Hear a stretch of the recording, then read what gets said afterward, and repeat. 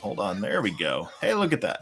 Helps if I actually add myself to the stream so that you can hear me. Hi, welcome to episode 2 of the 100. This is our tournament of the 100 best tag teams in the world, according to Pro Wrestling Illustrated's 2022 list.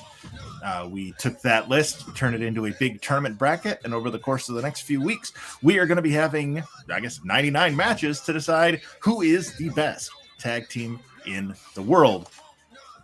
So last week we had 12 big matches. This week we've got another dozen for you.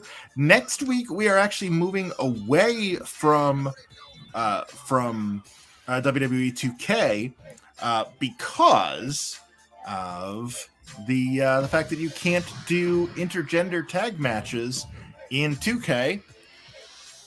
That is going to lead us over to Fire Pro, which is what we used to do our first ever tournament, the 500, where we did the PWI 500.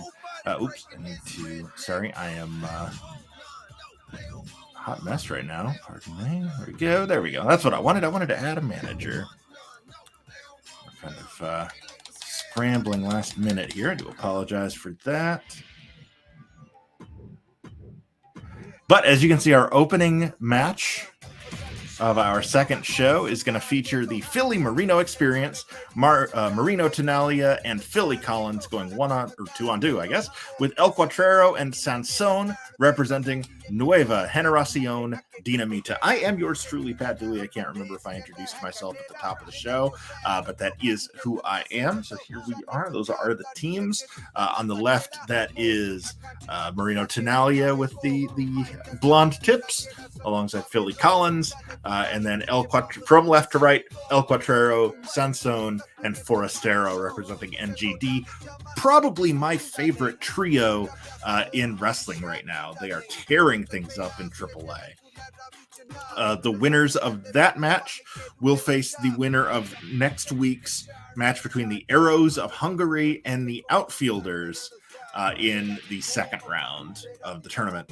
I don't know exactly when yet, because we are having to kind of tweak the schedule because of 2K's rules against intergender matches. And for some reason, my PS5 is taking a very long time to load tonight.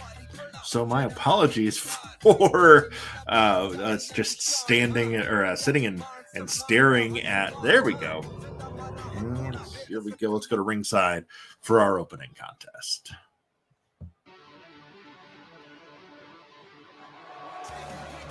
Here they come. That's the Philly Marino Experience. Is scheduled for one fall. On the way to the ring at a combined weight of 387 pounds. The Midnight Express. Yeah, it's the Philly Marino Experience, but you don't have that option from the pre-created names in 2K. So that is Collins, Philly Collins in the track jacket. The suit jacket belongs to Marino Tenalia. Both gentlemen, Ohio-based, trained by Candice LeRae and Johnny Gargano. They have been a team since 2016. They are the current Wild Zero Wrestling Tag Team Champions, titles they have held for over 3 years. But they face a steep bit of competition here. They are the number 99 seed in our tournament, and here comes number 30. And their opponents, accompanied by at a combined weight of 391 pounds, the New Age Outlaw. It's Nueva Generación Dinamita, the new dynamite generation from Lucha Libre AAA Worldwide, the current AAA World Trios champions. Of course, WWE 2K does not allow you to have trios titles, but Cuatrero, Forastero, and Sansón are trios champions in AAA. Both Quattrero and Sansone were part of our inaugural tournament, the 500, both losing in the first round. Quattrero to Brian Myers, Sansone to JTG. They're both from Lagos de Moreno in Jalisco, Mexico.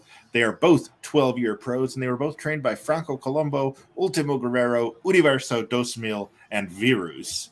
They have been teaming since 2015.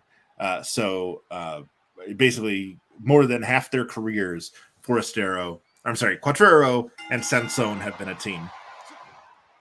So Philly Collins in the purple singlet, Quattrero in the black and white.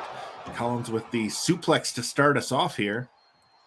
And now already dragging I don't know what he's planning. In case you can't tell, based on the quality, Quattrero and Sansone, I downloaded them both from the community creations, whereas Tenalia and Collins I created, which is why they both don't look so great, because I am not so good at the creator wrestler. Never have been. Quattrero going for the pin. Referee way out of position. One count only. A couple of quick pin attempts here.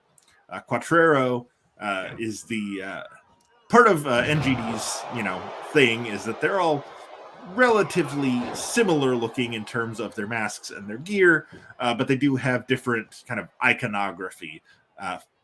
Quattrero with the horseshoe.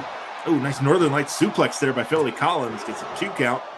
Quattrero has the kind of bird of prey thing going. So Sansone with a big right hand there and a couple of chops as Tenalia tags in, and then a big hook kick by Sansone. Sansone, 6'2", 205 pounds. One of the larger lucha stars in AAA. We're going right into that variation on the camel clutch with his knee buried into the spine of Marino Tenalia. Mr. Smooth Operator with a big kick to the side of Sansone's head. Nice springboard into a flying head scissor, tilt-a-whirl, eagle. Takes Sansone down. Tenalia now to the top rope. What's he going for here? Frog splash connects. Goes for the cover. 1, 2. Kick out. Sansone able to get a shoulder up. Tenalia can't believe it, but he's going to tag Philly Collins back in. Collins now grabbing the leg, goes into just sort of a single leg. Nice heel hook there from Collins, working over the knee and ankle of Sansone. Now pulling him up to his feet. Looking for a vertical suplex, blocked by Sansone, who fires off one of his own. Boot to the midsection. And an overdrive from Sansone. And I know John Blood from New Legacy Inc. hated that. 1, 2. 2 count only. Sansone almost had him. Thought he did. Can't believe it. Pulling Collins back to his feet. I'm going to take him to the corner and get some double team action here. Yep, tags in Quattrero. Quattrero to the top rope. Rocket launcher into the shoulder block. And stomp to the shoulder of Collins. Quattrero pulls him up. Sends him into the corner. Oh, kick to the inside of the knee. Brutal move there by Quattrero. Knife edge chops and a kick to the midsection. A big DDT. Hooks the leg. 1. Oh, Tenalia comes in to make the save at 1. I'm not sure Collins could have kicked out without that assist. But Tenalia sent to the floor by Quattrero. Tag made to Sansone.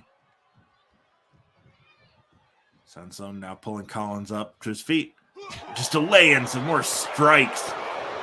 Collins takes another DDT, this time from Sansone. I think that might have...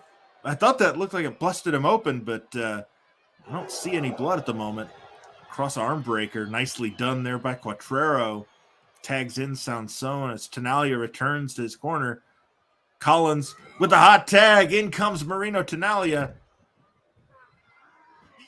Step up. Oh, I thought that was going to be a head scissor, but a enziguri, but he turned it into a head scissor, and then a pair of standing shooting stars. Mr. Smooth Operator with a quebrada. Tenalia on a roll here. 1, 2. Quattrero grabbed the bottom rope. I'm not sure the ref saw it. Sansone broke up the pin just to be safe.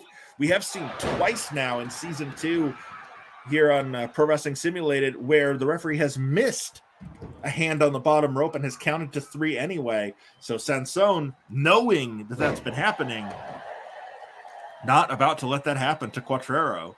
Tenaglia, I'm not sure what he was going for there, but Quattrero caught him in midair, stomps to the midsection. 1, 2.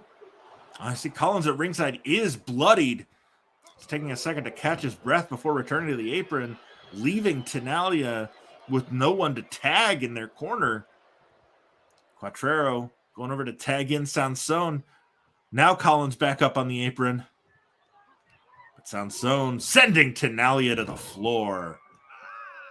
Mr. Smooth Operator wipes out right out here in front of me at the broadcast table. Oh, I don't know what it was that Sansone thought he was going for there, but didn't work. Tenaglia turning his attention to Forastero, and it cost him as Sansone drops him on the back of his head with that released German suplex. A knee to the spine. And again with the cross arm breaker. MGD really taking the fight to the Philly Marino experience here in our opening contest. Again, we will know their second round opponent, the winners of this match's second round opponents, next week when the Arrows of Hungary, Dover and Icarus, take on the outfielders, Shea McCoy and Weber Hatfield. But right now, Marino Tenaglia and Sansone are the legal men, and a massive forearm from Sansone right across the jaw. Sansone right back into that cross arm breaker, trying to dislocate the shoulder of Marino Tenaglia. And now just tossing him in the general vicinity of his corner. He's like, here. Oh, nope, he's going to follow him right back out. Break the referee's count again. Big straight, a pair of straight right hands, a trio of them. Oh, slip slam as Tenaglia gets out the back. He tried to send Sansone into the barricade, but the veteran slams on the brakes and then goes for the midsection.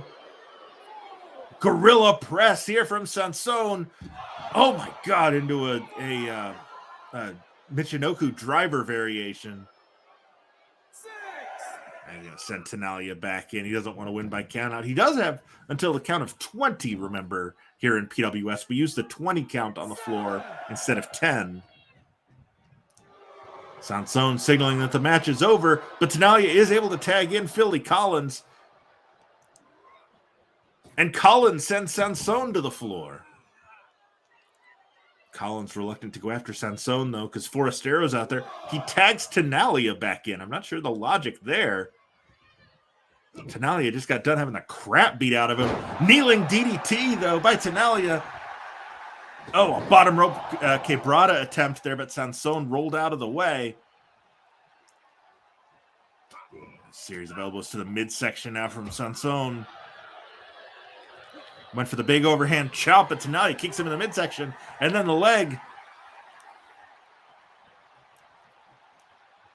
And off the top turnbuckle, but Sansone firing back with a punch. Scoop.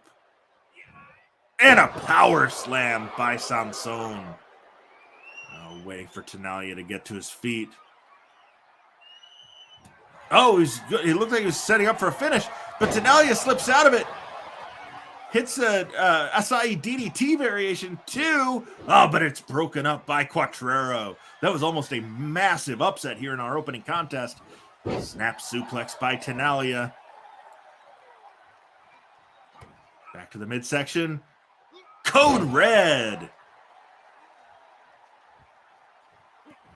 Tenaglia stomping on the leg of Sansone. Sansone rolls to his feet. Goes for a big pump kick, but Tenaglia blocked it. Snap suplex. What's he going for here? Standing Spanish fly on Quattrero. Marino Tenaglia is a house of fire tonight. Philly Collins tags back in. Double leg. Into a Scorpion Deathlock. No. variation on the STF into a curb stomp. That might be enough. Sansone is stunned. He has not moved. Collins hooks the leg. 1, 2, 3, and the Philly Marino Experience has pulled off the biggest upset of the tournament thus far. The number 99 seed. Here are your winners, the Midnight Express. So that's a number 99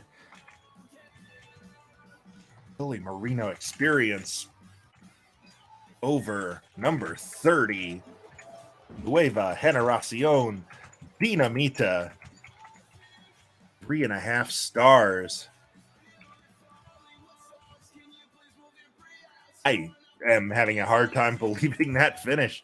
MGD dominated that entire match. Then a run of hot offense from Marino Tenalia allowed Philly Collins to recover a bit from the injury that had busted him open earlier, and he fires back with that brutal curb stomp variation, putting Sansone down and picking up the victory. The number 99 seeds, Philly Marino Experience, pick up the win. Again, they will face either the Arrows of Hungary or the Outfielders in round 2.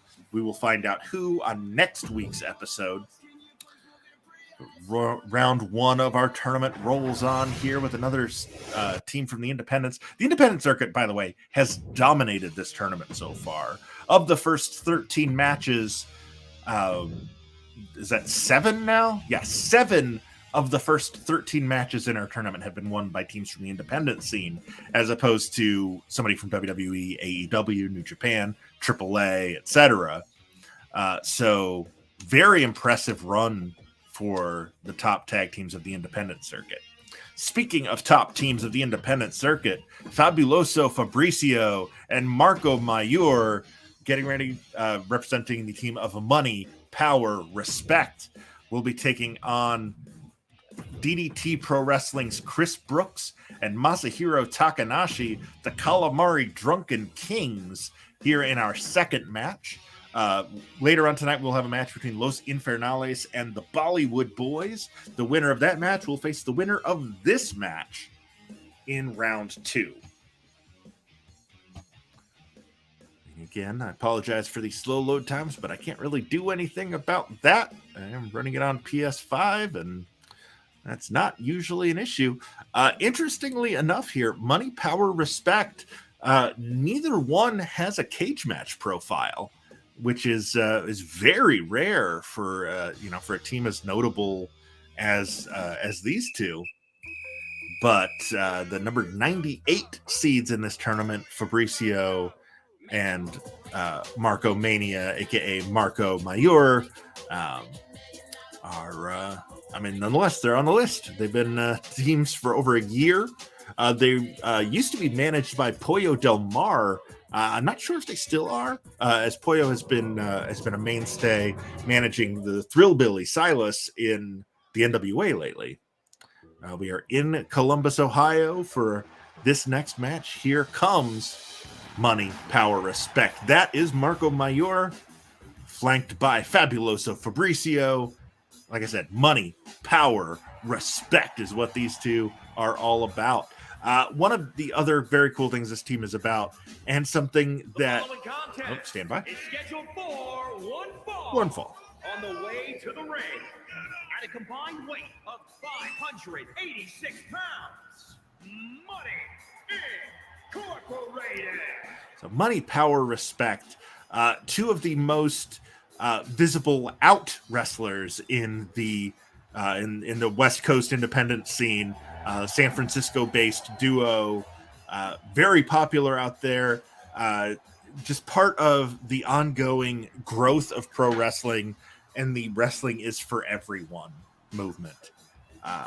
That's something that obviously we take very seriously here at PWS, but that I love to see wrestling in general really embracing how diverse and how cool and how interesting the world is outside of traditional roles that we're used to seeing people fit into. at a combined weight of 375 pounds, the Super Eastern Continental Tag Team Champions, the Coalition. So it's Chris Brooks and Masahiro Takanishi from DDT Pro Wrestling. Those belts that they're wearing are the Gato Move Pro Wrestling Asia Dream Tag Team titles, which they've held for just over a year. Actually, I'm sorry. Next Sunday will be a year since they won them. They are also currently the Singapore Pro Wrestling Southeast Asia Tag Team Champions. These two veterans of the ring. Takanashi's been around for 19 years, Brooks for 16. There's the bell. We're going to have Mayur and Brooks start things off. Brooks at 6'4", one of the taller performers in our tournament. We did see him in the 500 as well, beating Yuji Okabayashi in round 1 before losing to our favorite, Don't Die Miles, in round number 2. Tags in Takanishi. I keep saying Takanishi. It's Takanashi. Side slam there by Marco Mayur. Hooks the leg. 1. Brooks breaks it up immediately. Fabricio now in the ring. Sends Brooks to the floor as Mayur opens up here on Takanashi. Massive half Nelson slam. Tagging Fabricio back in. Or tagging Fabricio in for the first time in this match. My apologies. He was in the ring, but he's not been legal yet. Oh, he went for a crashed and burned on a split-legged moonsault attempt to the floor on Brooks. But Takanashi follows him out. Is he going to eat a burning hammer on the floor? No, he's clapping the bottoms of his feet to the back of his head into an inverted Samoan drop. Brutal move there by Fabricio. Rolling Takanashi back into the ring.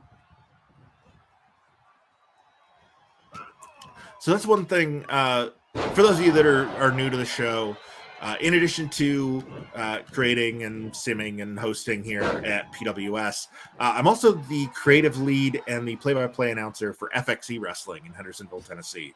And we are getting ready to do our first show in about a month. The official date hasn't been announced yet, but I think the ink is dry on the paper on the contract for the venue. It's just a matter of them getting back to us and saying, yeah, all the stuff you wanted built, it's built. We're ready for you. Oh, nice springboard rocker dropper there by Mayur, also known in some circles as Marco Mania.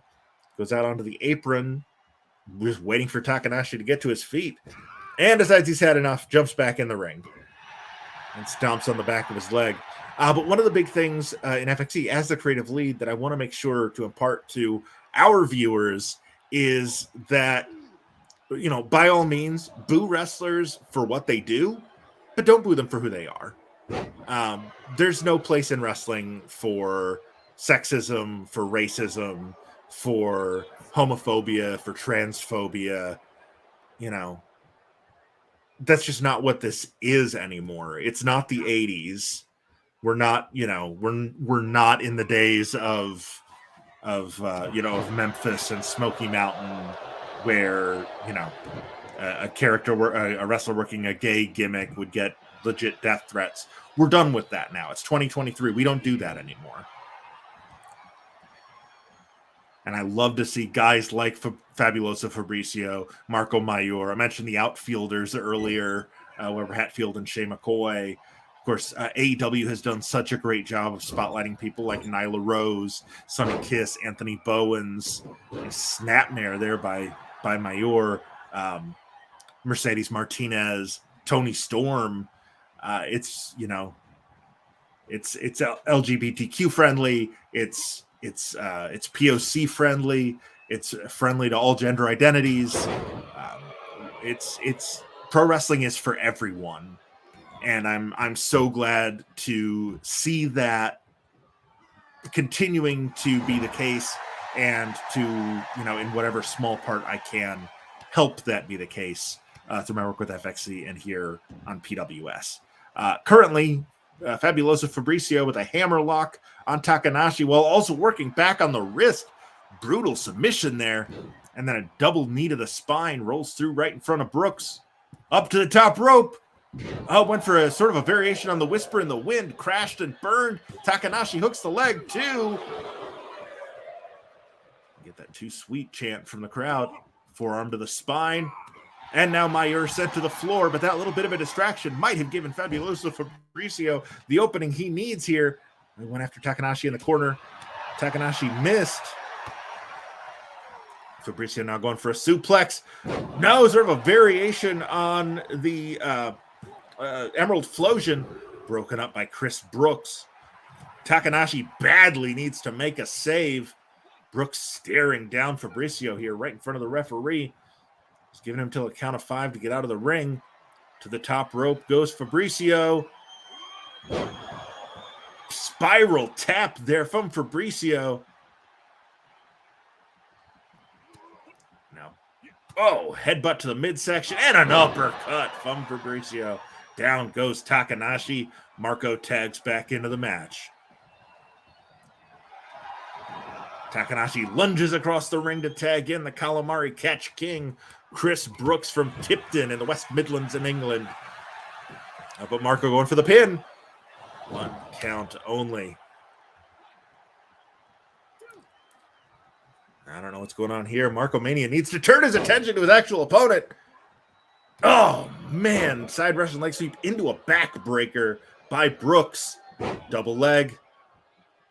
Brooks now looks like he's going for the move that we just saw the Philly Marino Experience win with. That variation on the curb stomp. Starting with a clover leaf. Now dragging him away from the corner. Hooks the leg. 1, 2. Oh, kick out by Mayor. And Brooks just stomps on his face for good measure. Dragon screw leg whip by Mayor to get some space here. Waiting for Brooks to get back to his feet. Up into a fireman's carry. Oh, F5 into a side slam. Beautiful move by Marco. 2.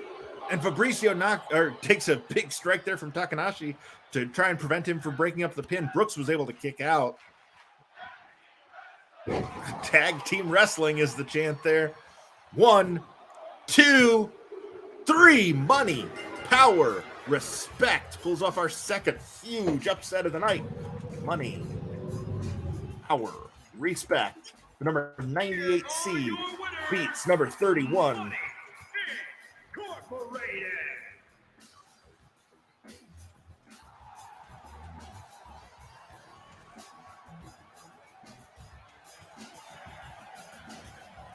Another 3.5. Yep. Back-to-back 3.5-star matches to start the show so far. Keep in mind, last week we did have a 5-star, didn't we? Yeah, House of Torture against MSP got to 5 stars last week. We'll see if any of tonight's matches can get there. So far, 2 very good matches. And as with last week, the independent scene dominating. With Philly Marino Experience beating Triple A's Nueva Generacion Dinamita, and now Money, Power, Respect beating DDT Pro Wrestling's Calamari Drunken Kings. Got another match here with Independence against a major promotion. We'll see if CMLL's Los Infernales can get the win here against the Bollywood Boys. The winners of this match will face Money, Power, Respect in round 2. So I do love that I was able to figure out how to do the custom match rules so I don't have to go through that every time. It would be nice if you could somehow tie those rules to an arena, but you know what? Beggars cannot be choosers, so I will do neither. But here we go as I set up our next match. There we go.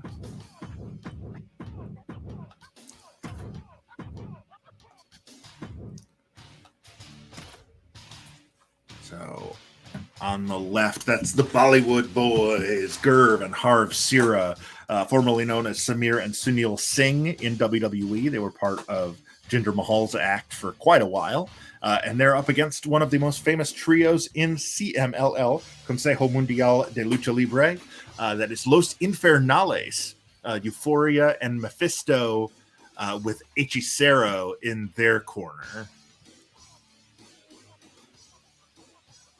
So not every team or wrestler gets to have a manager. The way we determine whether somebody does is whether or not they were listed as a trio on PWI's list. The teams that were listed as trios get to have somebody in their corner. The ones that are just tag teams do not.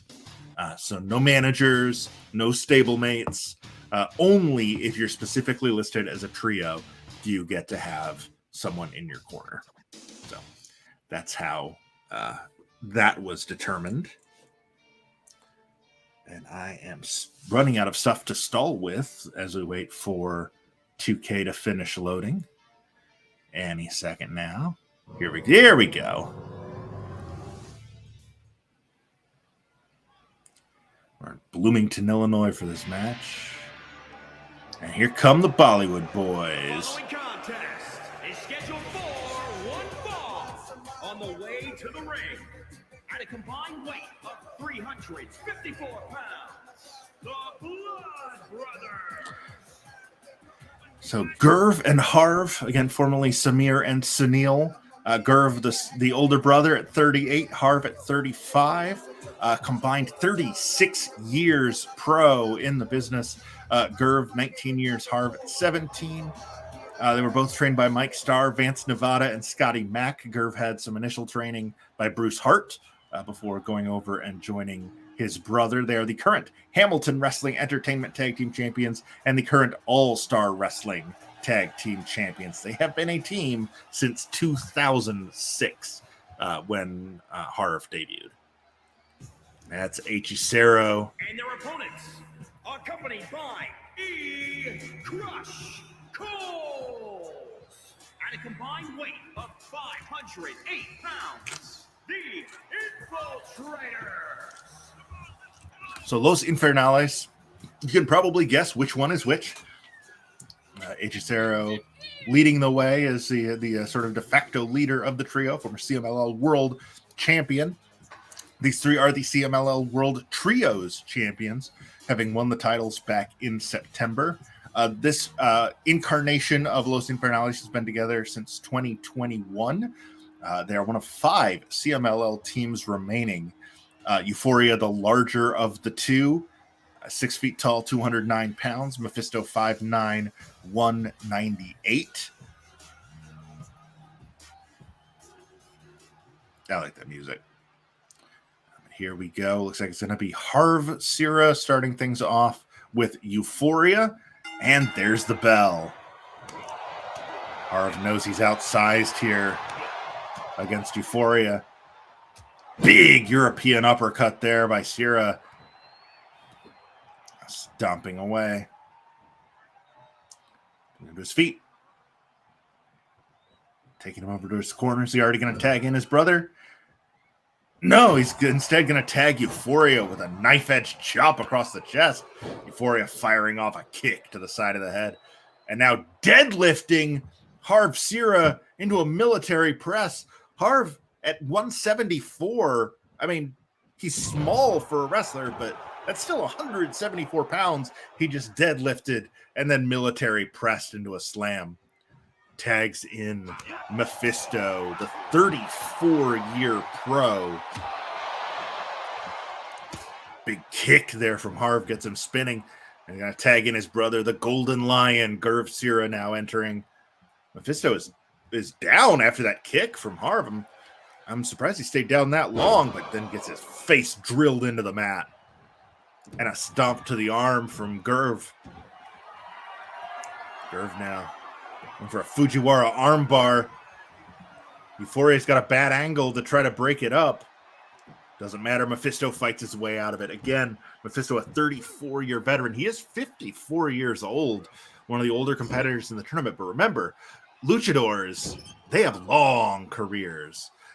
Something about the way Lucha Libre works. These guys wrestle for decades. A series of strikes there from Mephisto. And a running knee lift takes Gerv down. Hooks the leg. 1, 2.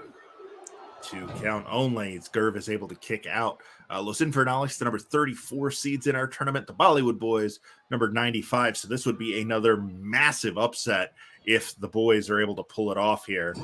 Oh, and Gerv gets busted open by that top turnbuckle.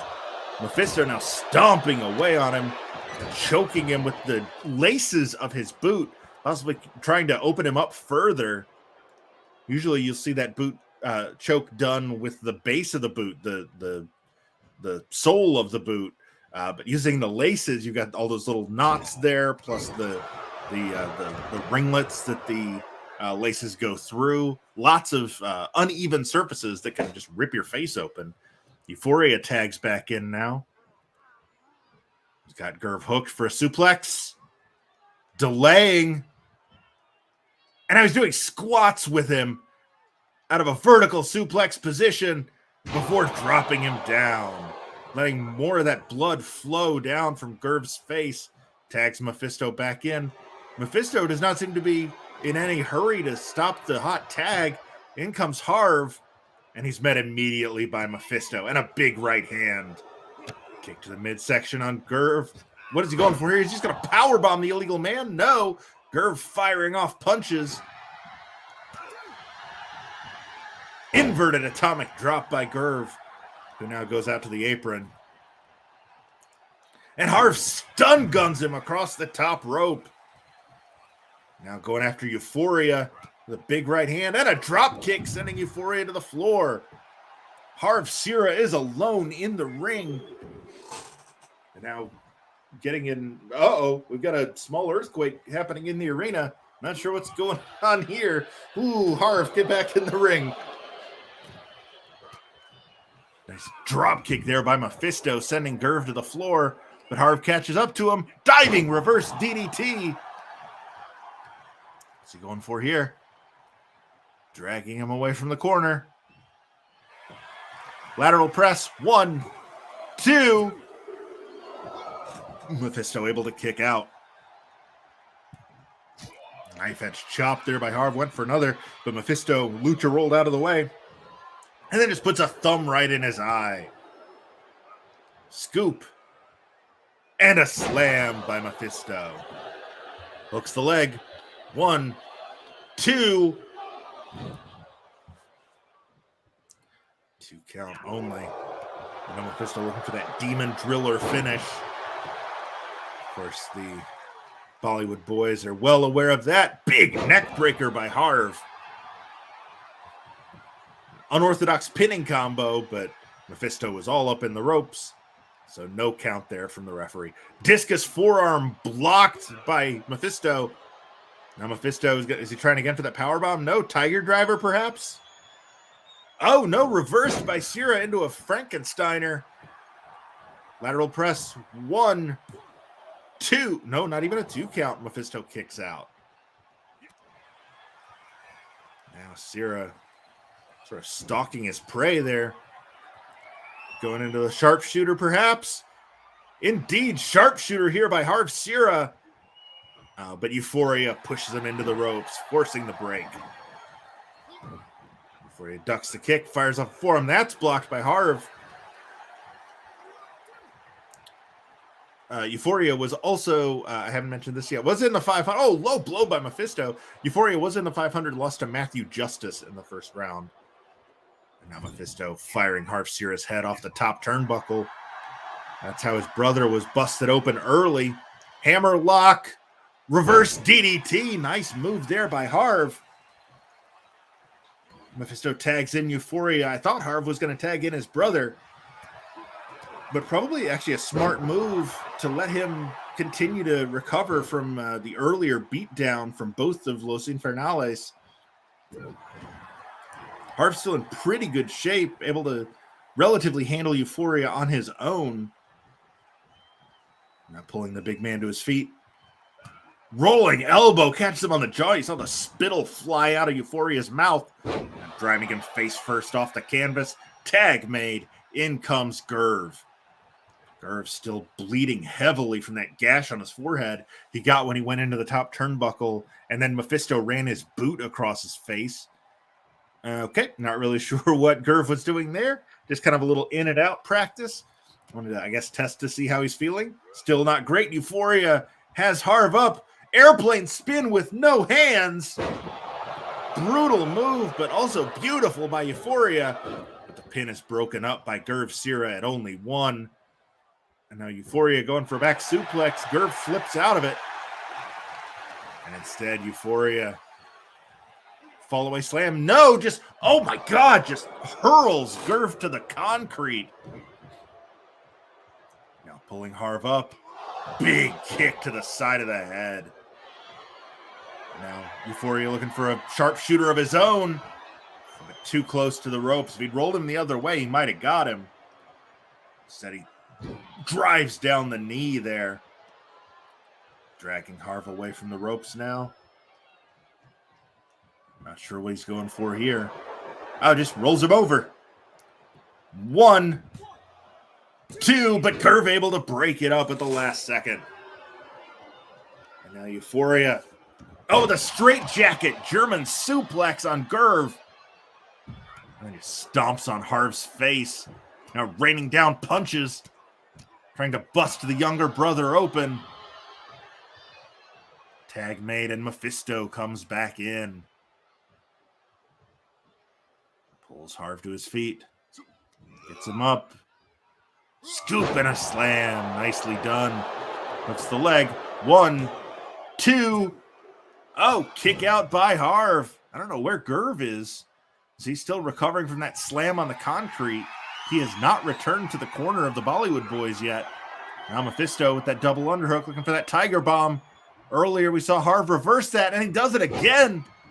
For the second time in this match, Mephisto unable to pull off that Tiger Driver. Harv now dragging him away from the ropes. Going back for that sharpshooter. He's had this on Mephisto once before. Referee checking on Mephisto, seeing if he submits. Euphoria looks like he's getting a little scared of it. Oh, Mephisto does tap out.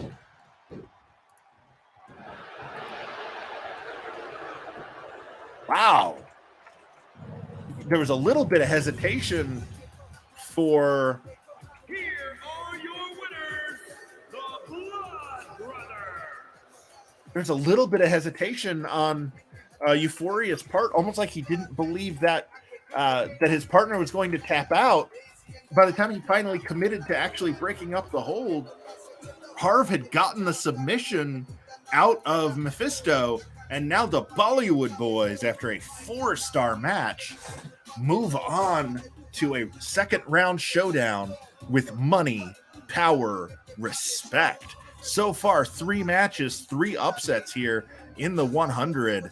We have, like I mentioned, the independent scene has dominated this tournament thus far, winning, I believe, 9 of the first 15 matches now. We've still got 4 more independent teams coming up on this episode. We'll see if they can get a clean sweep here, go 7 for 7. It seems unlikely, but it seemed unlikely that there would be 3, so why not 7? Our next duo, we will see our next independent duo is going to be Brandon Watts and Randy Summers, the team of Milk Chocolate, who you may have seen on some recent AEW Dark tapings. They will be facing off against Los Malditos, Gemelo Diablo 1 and Gemelo Diablo 2. They will have El Sagrado in their corner. Interestingly enough, Gemelo Diablo 2 has a Twitter account, whereas 1 does not. So I was not able to tag Gemelo Diablo 1 when I was putting out tonight's card on Twitter today. But yeah, like I mentioned, the New York-based Milk Chocolate, Watts and Summers have been on Dark a few times recently. They are going to be up against one of CMLL's top teams, but so far the Infernales just lost. So there are now 4 CMLL teams remaining. in the form of Los Malditos being one of them from Heroica Matamoros, Tamaulipas, Mexico. They're a combined about 450-ish pounds, trained by Pantera Blanca Jr., Il Drago, Kauma Jr., Zakura-san, and Valiente. Both 23 years of age, so very young men. Only started teaming together last year. They're 10-year pros, but they the Gemelo Diablos masks and the Los Malditos team only started in January 2022, whereas Milk Chocolate have been teaming off and on since 2013. Veteran tag team. And here they come. The following contest is scheduled for one fall. On the way to the ring at a combined weight of 353 pounds. The Chick Madness. So these two, neither one was in community creation, so I had to make both of them, which is why they're not super great likenesses of Brandon Watts and Randy Summers. But that is them coming to the ring. Oh, what are we going for here? That is Brandon Watts on the left, Randy Summers on the right. Summers showing off to the crowd there, as is Brandon Watts. These two full of energy. The shred god Brandon Watts and Milk Chocolate Randy Summers here, getting ready to take on, again, one of the most dangerous trios in Lucha Libre. That's El Sagrado leading them to the ring. Gemelo Diablo 1 and 2 behind him. The Superstar at a combined weight of 456 pounds. Los Matadores. So Los Malditos, again, both 23 years of age, both 10-year pros, having started in when they were 13. Their team has been together since last January, just over a year. But under the guidance of El Sagrado, they were the World Trios champions, picking up wins over Los Guerreros Laguneros and Los Nuevos Ingobernables.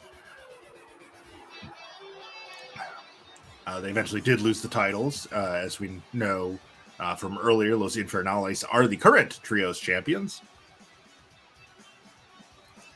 This one should be a lot of fun. Sagrado taking one last moment in the ring without his teammates.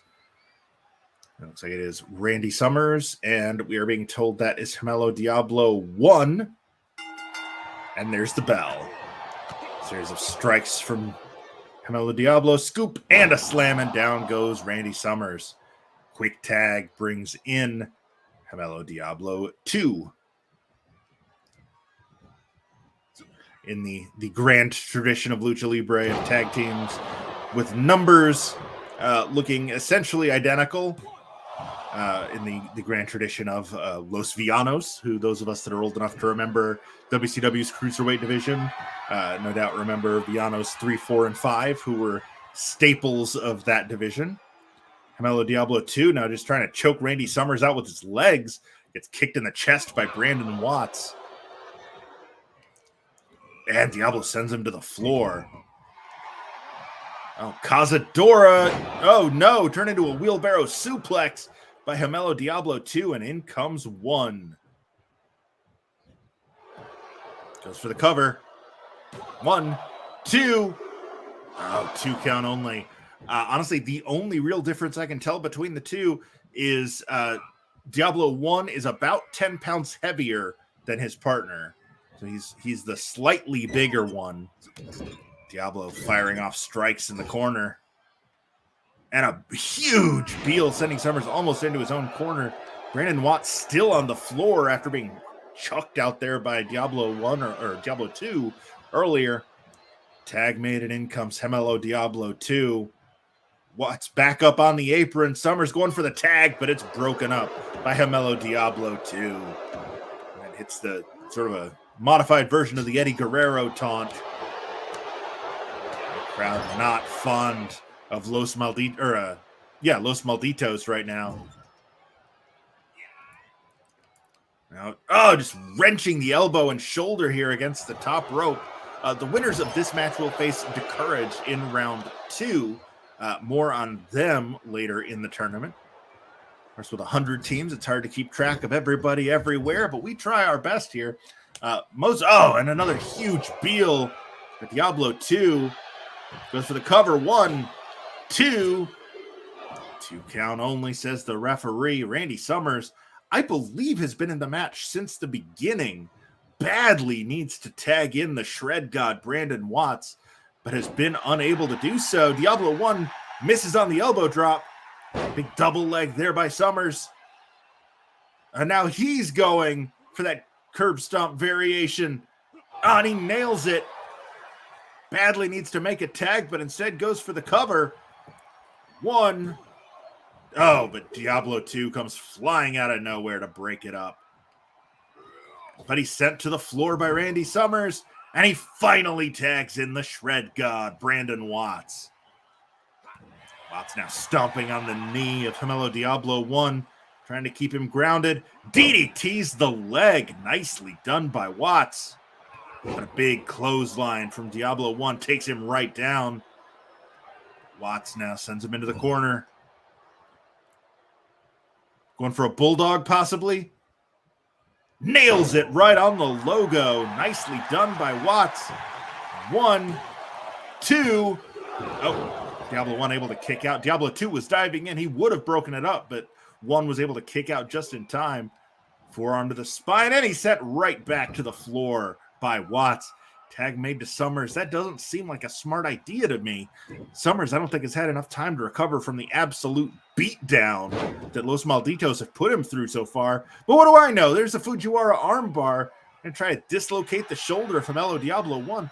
Where is the referee? He's not in the shot. I don't know if he's checking to see if Hamelo Diablo 1 submits. Not great officiating thus far in this tournament.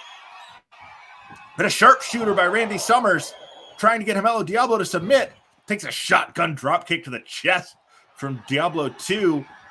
Has to release the hold, goes for a pin, but Diablo 1 able to get to the ropes and break it up. Kick to the midsection, and a standing drop kick by Hamelo Diablo 1. Crosses over, makes the tag. In comes Diablo 2. El Sagrado shouting encouragement from the floor. I'm not sure what Diablo 2's going for here as he pulls Summers to his feet. Going right back to the arm. Single arm DDT into a Fujiwara armbar of his own. Trying to rip the shoulder out of its socket. Rolling him over, shooting the half. 1, 2. Broken up there by Brandon Watts. And Summers blocks the kick. Milk Chocolate now seemingly in control of Los Malditos. Summers has Diablo 2. Arm wringer, forcing it down to the mat. And he stomps on the elbow, possibly trying to break the wrist as well of Diablo 2, going right into that arm breaker. And a somersault snapmare. Hooks the leg. 1 count only, though, from the official. Summers throwing everything he has here at Diablo 2. Diablo just keeps kicking out. Much larger. Kick to the midsection from Summers. Went for a belly-to-belly. Blocked into an arm drag by Diablo 2. Hamelo Diablo 2 now with the arm wringer. Forearm to the face. And a shot to the midsection. Discus elbow. And now kind of using a cravat choke across the top rope there on Diablo 2. But a half and half suplex stops that momentum dead. 1 count only. I'm not sure what happened there. Did Diablo 2 let him up? Now he goes into the camel clutch, but he's in the ropes. Pulling him to his feet again. Armoring, and then just kicks him in the chest. Randy Summers has had the hell beaten out of him by Los Malditos since this match began. Now crawling desperately to make the tag to Brandon Watts, who has Oh, and there is the tag. In comes the Shred God. Oh, but just a series of strikes from Diablo 2. Nice Rana there from Watts. Hooks the leg. One, but it's broken up. German suplex by Diablo 2 on Watts. Meanwhile, Diablo 1 sends Randy Summers to the floor. Oh, and just ripping the arm out of its socket. Apparently my DualSense wireless controller battery is low. We'll peek behind the curtain there. Let me get that on the charger here so we don't totally freeze up during this match. There we go. We're charging now.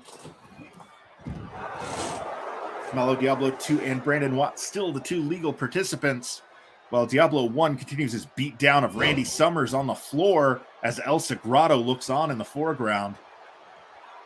Sorry, I just got a text from... Yeah. That's nice. I just got a text from one of the guys at FXC. If you haven't already, subscribe to FXC Wrestling on YouTube. We've got a weekly reality show that just returned today for our second season premiere, where it's called The Academy. Massive moonsault by Watts. But he's going to tag in Randy Summers. Again, I question the logic. Summers has had the crap beaten out of him since this match started. 1, 2, 3. He didn't even do a move, but he got the pin, and we have our fourth straight upset as Milk Chocolate has beaten Los Malditos.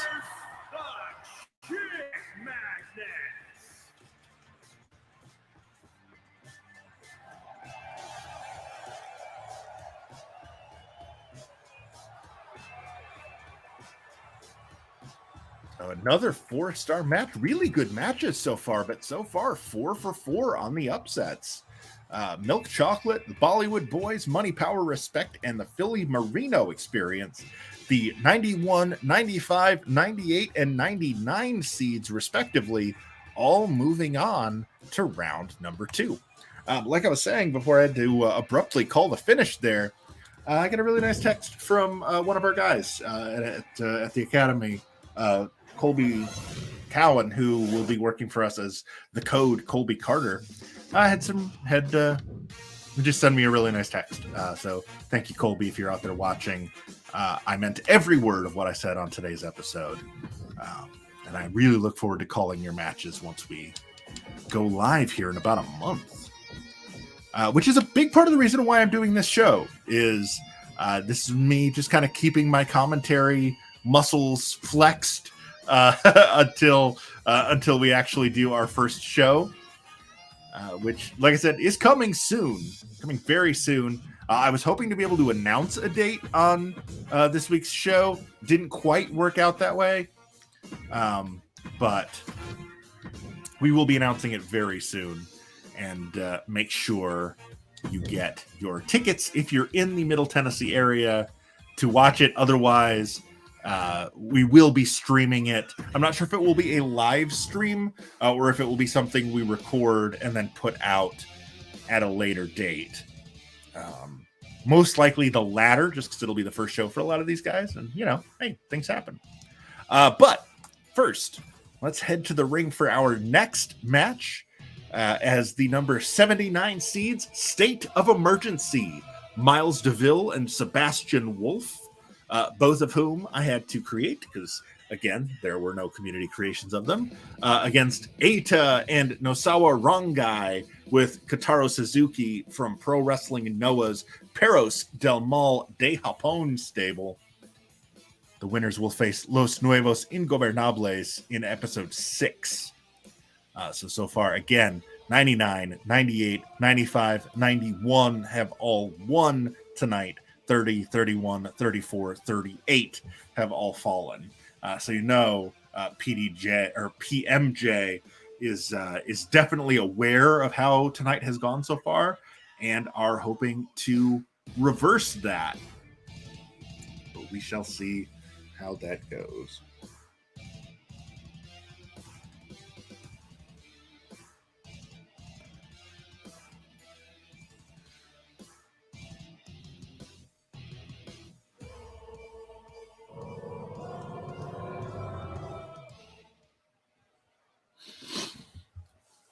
Syracuse, New York is the site now of our 5th match of the evening. Here comes State of Emergency. Scheduled for one fall. On the way to the ring, at a combined weight of 404 pounds, the Enforcers.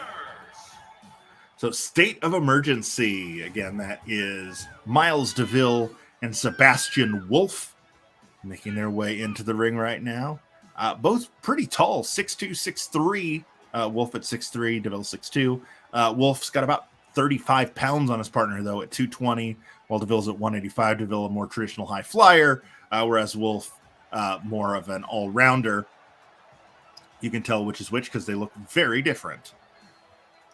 They were both trained by Nicole Matthews, Artemis Spencer, Tony Baroni, and Billy Swade, and they have been a team since 2019. And their opponents, accompanied by Reed, Cobb, Matt Suzuki, at a combined weight of 358 pounds, Dirty Dogs. Perros Del Mal de Japón, one of 2 teams representing Noah remaining. Eita and Yoshinari Ogawa are the current GHC Junior Heavyweight Tag Team Champions. Not Eita and Rongai. This version of PMJ has been together since 2021. And we did see Eita in the 500, beating Jack Evans and Rhett Titus before falling to Shingo Takagi in round 3. Sebastian Wolf and Eita will be starting us off. Eita in control here early. Big knee to the midsection and then an axe kick to the back of the head. Eita, an 11-year pro, his partner Nosawa Rongai has been in the business 27 years. Massive chop by Eita. Eita from Nagano, Japan. Whereas Rongai is from Chiba. Of course, most famous globally is Nagano for hosting the 1998 Winter Olympics. I still remember that video game for the N64. Surprisingly good, because those games almost never are. But I remember kind of enjoying the Nagano one. Tag made, and in comes the Oriental White Tiger, the out-of-the-box man, Nosawa Rongai. 27 years pro, 5'10", 205 pounds. Big jumping sidekick, catching Wolf right on the jaw. 2 count only. By the time DeVille realized what was happening, Wolf mercifully was able to kick out. Otherwise, that would have been a very quick victory for Los Perros del Mal de Japón. Tag made, and in comes Miles DeVille, the Millennial Falcon, sending Rongai to the floor. Not sure what he's planning. I was kind of expecting a dive there, but he didn't go for it. Probably wise, actually, on DeVille's part to let Rongai get back in the ring. DDT! Tags Wolf back in. State of emergency. Oh, tag made, and Eita comes back in. Both teams utilizing quick tags here in the early going. Eita now firing off shots here. DDT on Wolf. Dropped him right on the tippy top of his head. Eita now pulling to his feet. Shot to the midsection. And a whip to the corner. Series of stomps in the corner. And now choking him out. Referee going to give him to a count of 5 if he ever starts counting. But Eita lets him up on his own. Drives a knee into the spine. And Perros del Mal de Japón, the dogs from hell of Japan. Rongai to the top rope. Big moonsault. And then just stomps on the shoulder. Big fancy move followed by a brutal one. That has kind of been Rongai's MO for a while. And Nosawa with just a kick to the head. Variation on the hammerlock. Holding him in place with his knee while he wrenches back on the wrist and shoulder. He's attacking all of the joints in both arms of Sebastian Wolf. Kotaro Suzuki at ringside, loving what he sees. Had to love that V-trigger even more. That knee right on the butt of the jaw. 1 count only as Miles DeVille breaks it up. Spinning back kick the TNA kick out onto the apron. Now, Misawa, wrong guy, pulling Sebastian Wolf to his feet. Got him up in a fireman's carry. Pops him up into a discus right hand. Beautiful move there by the White Tiger. In comes Eita, signaling for another knee, but he needs to go stop Wolf, who's about to tag in Miles DeVille, and he does. Miles DeVille, by far the freshest man in this match, but Eita cuts him off immediately. And the veteran Eita with a short arm clothesline. Eita, we talked about Wrong Guy being a 27-year pro. Eita's been around for 11. Not exactly a rookie, but he's going for that moonsault. That's one of his trademarks. Lands it perfectly. That moonsault press, hooks the leg. 1, 2. The referee saw DeVille grab the bottom rope.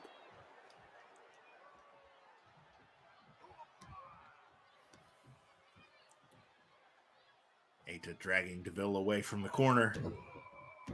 Stomp to the midsection. Was going for Rings of Saturn. Brutal submission here by Eita. Trying to get the submission here. Wolf kicks him in the face to break it up. The referee just hit. Or I'm sorry, did Eita just hit the referee? It's hard to tell. I was distracted by Wolf going after Ron Guy. And a neck breaker by Eita. Rolls him over. 1, 2. Wolf with a kick. Oh, but he eats a knee to the face. And I think Wolf might be bloodied now after that shot from Nosawa. Nosawa sends him to the floor as Eita rolls up rolls up DeVille. 1 count only. Eita now waiting for DeVille to get to his feet while Nosawa works on Wolf on the floor. Massive jumping side kick by Eita. Catches DeVille square on the jaw, but DeVille right to his feet. Oh, Eita follows him into the corner with a series of knife-edge chops. And now stomping a mud hole in him and walking it dry, as the great Jim Ross would say. Now choking him out. It's the second time, I believe, Eita's had to break that up, according to the referee. Knee to the spine.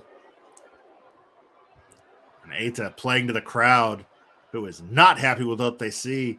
They are looking for another upset here. Oh, massive uppercut by Eita takes DeVille down. What's he going for here? Stomp to the midsection. I thought he might have been getting ready to set him up for another moonsault press, but DeVille firing back. Miles DeVille sending Eita into his own corner. Ooh, that's dangerous territory for the young man. As Wrong Guy is able to blind tag in. Get him up for a vertical suplex. Pops him up into a variation on the go to sleep. Brutal move there by Nosawa. 1, 2. No! Miles DeVille able to kick out. I thought for sure that was going to be it. Nosawa, Wrong Guy now pulling Miles DeVille back to his feet. Series of shots, including an overhand chop and a drop kick to the knee. Now Nosawa to the middle rope. Drives a knee into the face. Tag made, and Eita's back in now. Eita going for the pin. Both members of State of Emergency are busted open. That was just academic there. As Eita pins DeVille.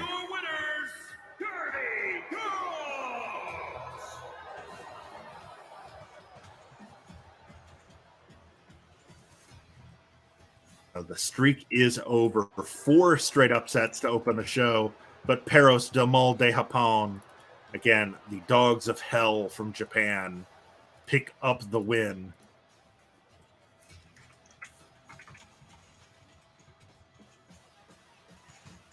For the, 79 seed State of Emergency.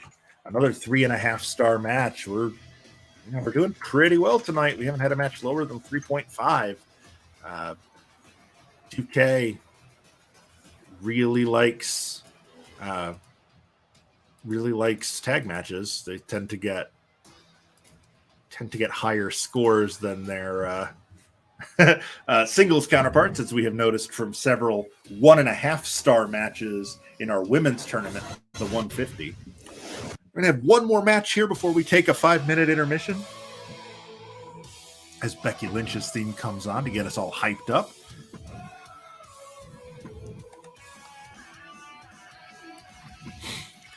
All right, so we are going to have the Commonwealth Connection of Davey Boy Smith Jr.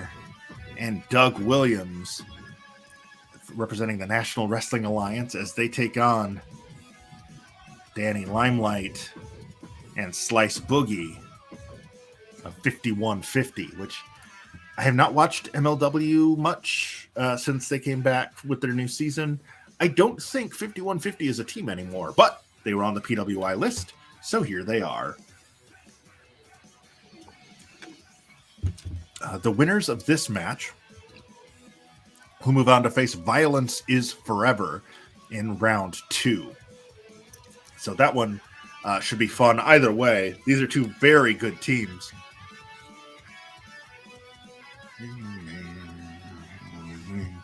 I really like Becky's theme.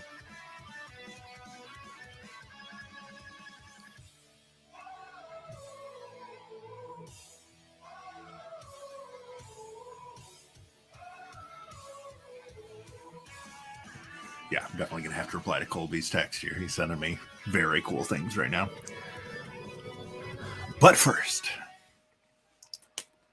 let's head to the ring in Peoria, Illinois for our last match before the intermission. Coming up first, the Commonwealth Connection. The following contest is scheduled for one fall. On the way to the ring, at a combined weight of 492 pounds, Country Dominance. So Davey Boy Smith Jr., one half of the World of Sport Wrestling Tag Team Champions, alongside Grotto. They've held those titles for nearly 5 years at this point. These two only began teaming in March of last year. They did win the NWA Tag Team titles briefly. Fortunately, they did have to vacate them last year. You can see, of course, Davey Boy Smith Jr., the son of the legendary British Bulldog, Davey Boy Smith, teaming with Doug Williams, one of the best technical wrestlers in the world over the last nearly 3 decades. Smith, no slouch either, been around 24 years, which you probably remember from a couple of WWE runs as D.H. Smith or David Hart Smith and Harry Smith. But here come their opponents. The duo of Danny Limelight on the right, Slice Boogie on the left. They are the United Wrestling Network World. I'm sorry, I take that back. Rivera, Danny Limelight. At a combined weight of 467 pounds. Oh, no name. Okay. So Danny Limelight, aka Rivera, is currently the United Wrestling Network World Champion. That's the title you see him wearing down to the ring. He is also currently the Future Stars of Wrestling No Limits Champion. He's also been listed on the PWI 500 twice. Slice Boogie was on the 2021 list, so they were both in our first tournament. Limelight lost in the first round to Ace Austin. Boogie lost in the first round to Yuki Ueno. Meanwhile, over on the other side, Davey Boy Smith lost to James Storm in round number 1. So it looks like it's going to be Williams and Rivera to start things off. Danny Limelight. Oh, and Williams just socking him in the face a couple of times to start things off. And Limelight sent to the apron. Takes a big left hand. Williams now chasing him to the apron. Side suplex. Yes, drops him right on the apron. Of course, we all know that's the hardest part of the ring, as any good wrestling commentator will tell you. And as I hope to one day be a good wrestling commentator, I will tell you. But Rivera, I keep wanting to call him Rivera because that was his name in MLW. Danny Limelight does send Williams back into the ring. Now with a straight jacket face buster. Beautiful move there from Limelight. 1, 1 count only, though. Doug Williams, the ambassador of British wrestling, the human torture device, former Ring of Honor mainstay. Oh! Davey Boy pushing Limelight off the top rope, who was taking too long to set up whatever high-flying maneuver he was planning on doing to Williams. But in comes Slice Boogie, 6 feet tall, 235 pounds. Oh, massive European uppercut from Doug Williams. Or I guess since Brexit, I guess it's just a UK uppercut, no longer European in nature. Double underhook into a tiger bomb. Nicely done by Williams, and he's going to tag in Davey Boy Smith Jr., the Canadian Bulldog, the son of the legendary British Bulldog Davey Boy Smith, the nephew of the legendary Bret and Owen Hart, the cousin of Natalia. Yeah, that's right. Oh, and he hot shots Boogie off the top rope. 5150, the number 55 seeds in this tournament. Commonwealth Connection at number 74 are the underdog. But again, 5 matches so far, 4 upsets. Nice move there by Smith. 1, 2, 3. Oh, wow. Quick win for the Commonwealth Connection.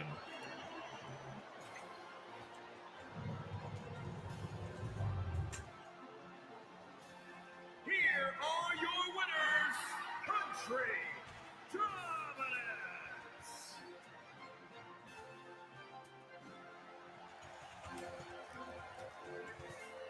Wow, very quick win there for the Commonwealth Connection.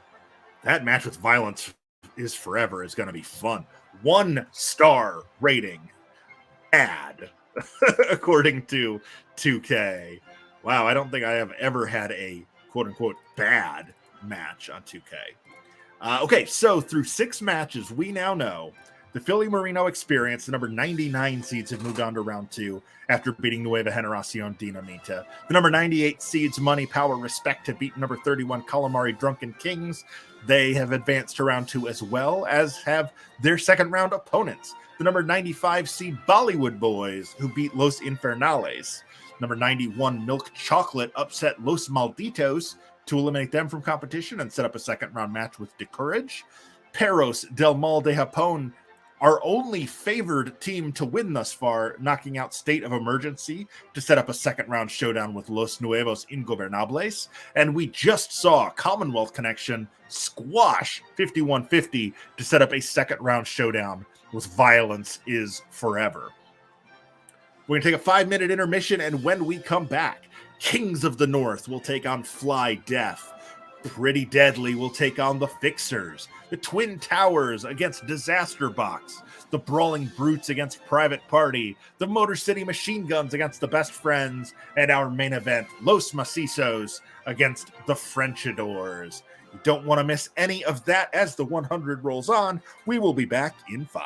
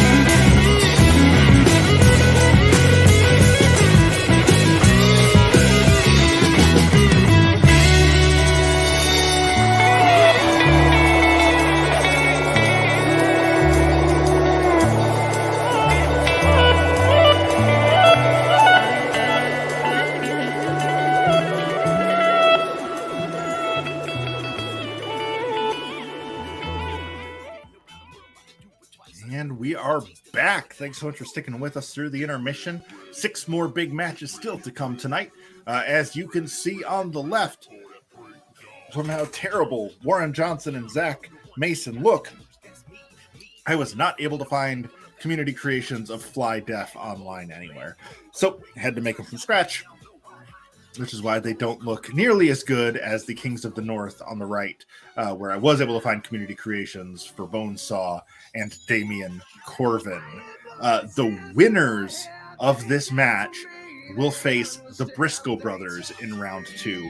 I went back and forth multiple times about how I wanted to handle the unfortunate untimely passing of Jay Briscoe, to whether I wanted to just have put Mark with a different partner or something, but I don't know about you folks, but I want to see the Briscoe brothers at least one more time in the ring.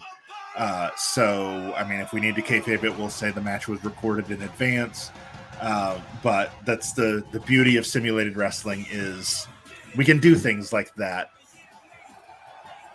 But here comes Fly Def.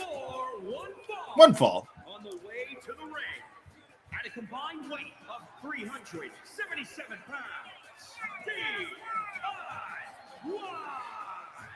So again, that is Warren Johnson and Zach Mason, also called Warren J and Zach Zilla in some places. They're the current VIP Wrestling Tag Team Champions, and excuse me. They're also the current Inspire Pro Wrestling Twin Dragon Connection Champions. They've been teaming since 2018. Johnson is from Springfield, Illinois. Mason from Warner Robins, Georgia. Now they're going to take on one of the top teams in Europe, Over the Top Wrestling's Kings of the North, wrestling out of Northern Ireland. And their opponents, at a combined weight of 508 pounds, the Knights of the Round Table. They are the current Discovery Wrestling Tag Team Champions. They have been a team since March of 2015. Again, both from Northern Ireland. Bonesaw, 5'8", 200 pounds. Not Randy Savage, although he does share a name with Savage's character from the first Sam Raimi Spider-Man movie. Corvin, 5'10", 216 pounds. Bonesaw, sometimes referred to as the War King or Big Strong Da. And Corvin, sometimes called the Natural Born Killer, the Prince of Pain, and the Reaper King. Here we go. It's going to be Bonesaw and Zach Mason starting things off here. Collar and elbow tie-up. Mason escapes, spinning back kick, hooks the leg right away. Referee way out of position. I don't think he was expecting to have to count a pin so soon. But hey, you always got to pay attention, referees out there. Move to the midsection. Zach Zilla now. Got the arm hooked. What's he going for? Up to the top rope. Lucha arm drag off the springboard. Takes Bonesaw 3/4 of the way across the ring. Bonesaw was not ready for that. Mason now to the middle turnbuckle. I guess he decided Bonesaw was too far away. Instead, going for a handspring, tilt-a-whirl, eagle, head scissor. Taking Bonesaw over, and a kick to the face. Tag made, and in comes Warren Johnson. Johnson now pulling Bonesaw up to a seated position to drop kick him in the spine. Nice move there by Johnson. And Fly Def is dominating the early going here against the Kings of the North. This is one of our closest matches in terms of seeding. Kings of the North at 62, Fly Def at 67. Now it's Johnson's turn to do that arm drag, that Lucha takeover. Mason tags in, as does Damian Corvin for the first time. Corvin now sending Mason over the top rope onto the apron. And a big right hand. Mason barely hanging on. Left hand. I don't know what Mason's planning here. Oh, he was watching that last match as he does Doug Williams' side suplex onto the apron. And then does the Bret Hart taunt to the fans in the front row. Pummeling away here on Zach Mason on the floor. Trying to dislocate the arm. Shades of Pentagon Zero there on the concrete. And then sending him into the corner. Damian Corvin Bonesaw talking some trash to Mason on the floor. Can't tell if Corbin wants to tag out or if he's just joining his partner and staring down Mason. Mason, well, there's the tag. Bonesaw is now the legal man again. Mason taking his time to get back in the ring. Slingshots over the top rope, but gets caught by Bonesaw immediately, who now sends him off the top turnbuckle pad. And again, now sending him chest first into it. Scoop. Oh, and snake eyes right off the top. 1, 2. But it's broken up by Warren Johnson. And Johnson sends Corbin to the floor, but Bonesaw has him up. Snake eyes across the top rope. Bonesaw needs to turn his attention to Mason, though. Johnson is not the legal man in this match right now. Zach Mason now, what is he going for here? Going to pull him through the ropes. Stunner off the middle rope sends Bonesaw to the floor. This is dangerous territory for the Kings, as both members of Fly Def do like to take to the air, hence the name. Mason now pulling Bonesaw to his feet, collar and elbow. Sends him under the bottom rope and back into the ring. Mason not taking a lot of risks here early. Neither is his partner, Warren Johnson. Probably smart, honestly. This is a single elimination tournament. A single mistake can cost you. And once if you lose in the first round, you just have to sit back and watch for the subsequent rounds. Oh, code red by Warren Johnson. Looks to me like Bonesaw's all up in the ropes. Referee, I guess, didn't agree. Got up to a 2 count before Bonesaw is able to kick out. Johnson out of the top rope. What's he going for here? Moonsault, perhaps? Beautiful moonsault press across the chest of Bonesaw. Warren Johnson now drops a knee across the elbow. And tag made. Zach Mason comes back in. Zach Zilla returning to the ring. Oh, just runs in and hooks the leg. 1, 2. A lot of that in this show where one wrestler does a move and then tags in. Oh, standing shooting star by Mason. Bonesaw gets the knees up into the midsection. Beautiful counter by Bonesaw. And then a sort of a variation on the final cut. It was just a clubbing forearm across the chest. And Damian Corvin tags back in, dragging Mason away from the corner. Hooks the leg. 1, 2. And Mason kicks out. 2 count only. Like I was saying, we've had a lot of that tonight where one member of the team does a move, tags out, and then the partner just goes for the pin. Doesn't do any moves of their own. Bonesaw now tags in. He's got Mason set up for a powerbomb, perhaps. Crucifix powerbomb. Variation on the razor's edge there by Bonesaw. But it's broken up by Johnson. Johnson now going after Corvin, sending him to the floor. Bonesaw signaling that he wants to finish this one off. Pulls Mason to his feet. Uranagi backbreaker by Bonesaw. And now he goes after the elbow of Zach Mason. And a kick to the spine.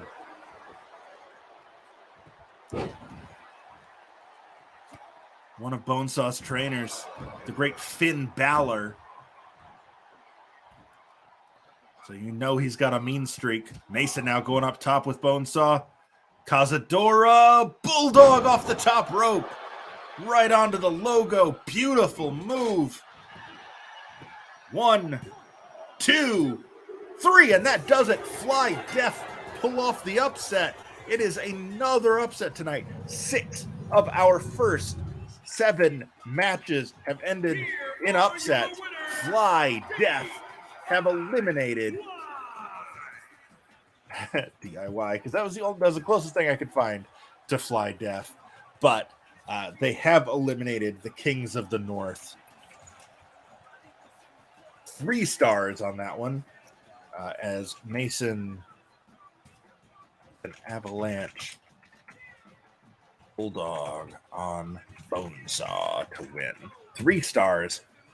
So Fly Def will now face the Briscoe brothers coming up in round 2. So 5 more matches to go. That was our last match featuring an independent team. Technically, I mean, it all depends on what you consider independent. I basically consider independent to be any promotion that doesn't have its own kind of regular roster. So like the NWA is technically independent, but I'm counting any team of wrestlers that both wrestle for the NWA to be a tag team in the NWA, not independent. Ditto for most of the big Japanese promotions, big Mexican promotions. So, for example, this next match is going to feature a team from the NWA against a team from WWE. Neither one are independent for the purposes of how I'm listing them. I know that was more explanation than you really needed, but I like explaining things. Another thing I like to explain is when I have made an edit and that's why it looks bad. That is why that Jay Bradley does not look good. I was unable to find a community creation of Jay Bradley, so I made my own, and that's why it doesn't look good. But Wrecking Ball Ligursky and both members of Pretty Deadly I was able to find online, so here they are alongside my terrible Jay Bradley. Of course, the Commonwealth Connection won earlier, so there are still 5 NWA teams remaining in the tournament. Jay Bradley and Wrecking Ball Ligursky have been teaming since 2021. Excuse me. Bradley's been around forever. He's been in TNA. He was very briefly in NXT. Actually, it might have even been FCW. I can't remember.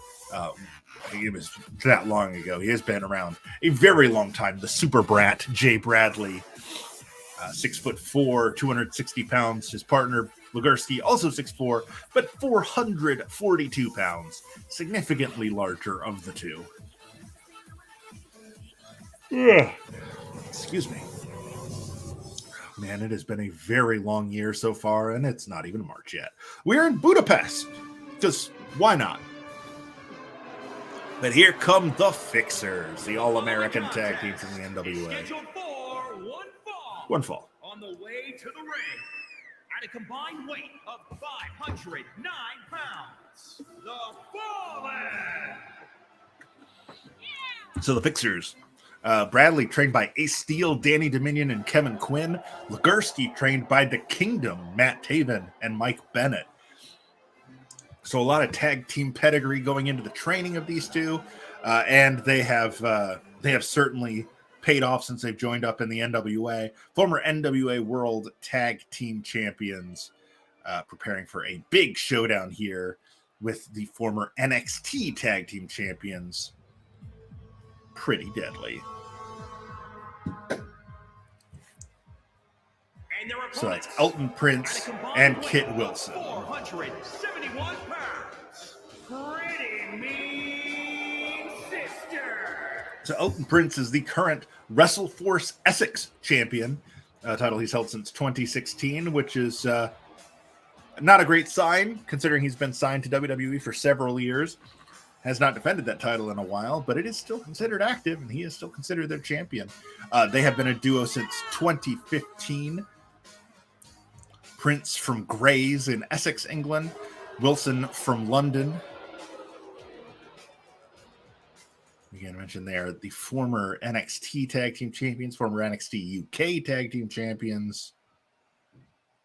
But they are one of the best teams in the world. And there's the bell.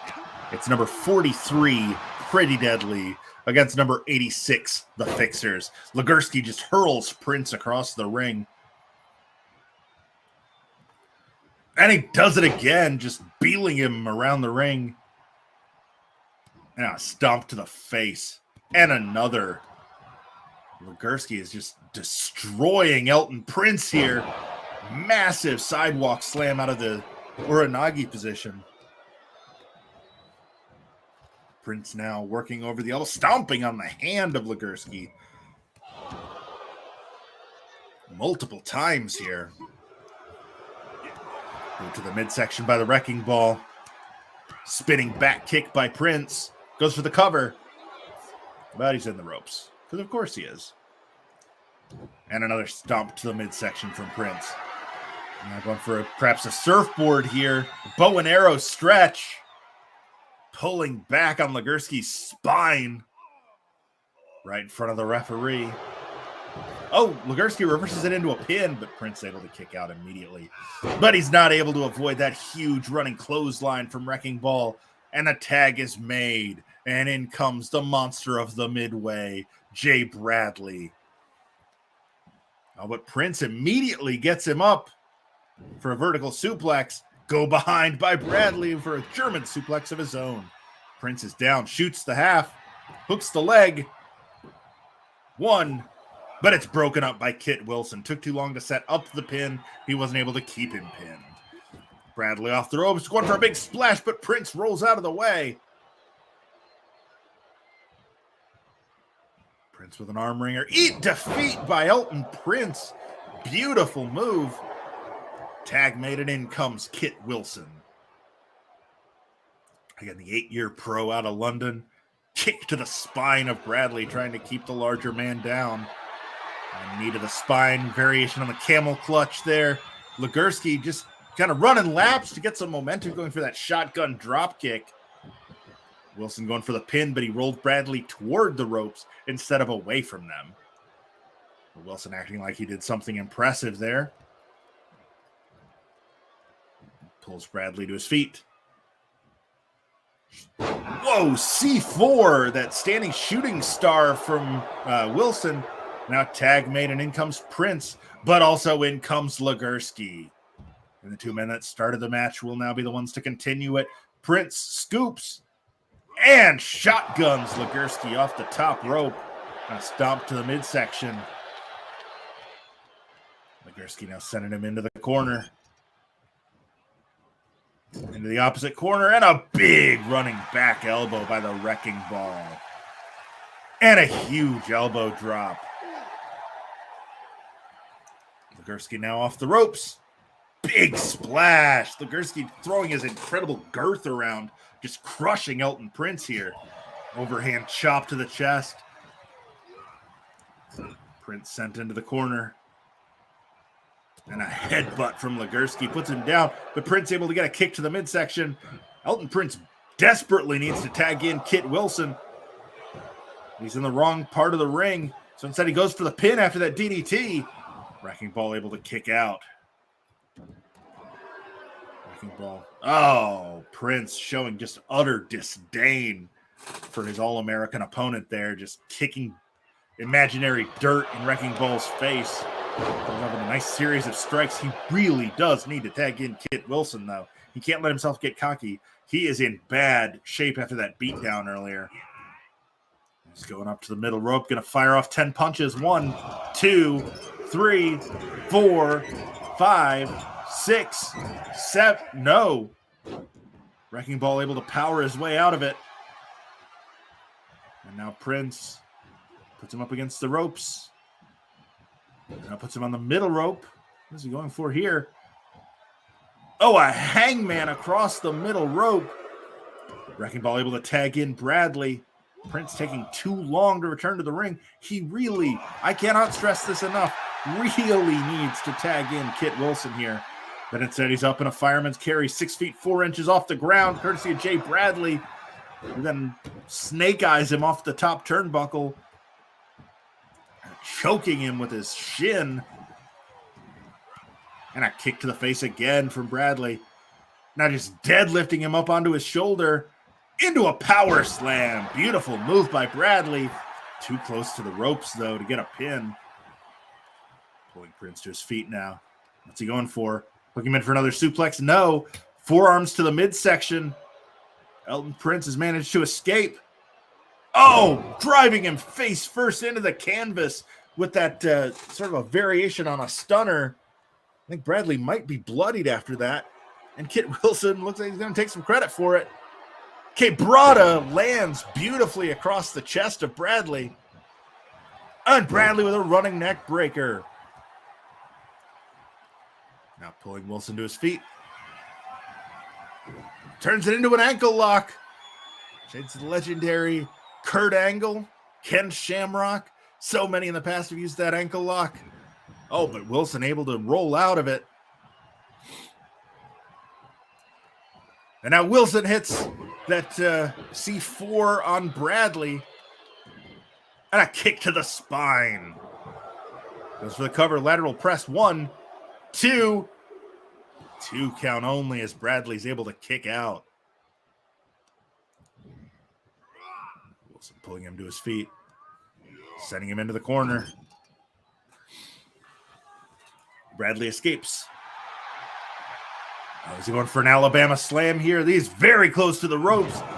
He could have killed Wilson, sending him off the ropes there, but instead just peels him by his leg, which is not something you see very often.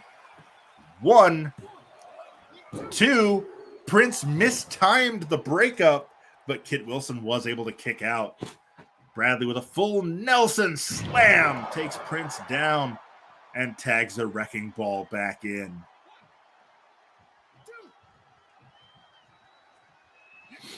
Now, Wrecking Ball, Legursky, and Kit Wilson are your legal men here. Big kick to the side of the head by Wilson.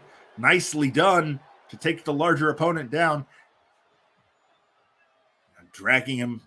I don't know what he's setting up for. He is taking his sweet time, dragging Legursky away from the corner. 1, 2. Oh, kick out by Legursky. Wilson took way too long to set that up, whatever it was.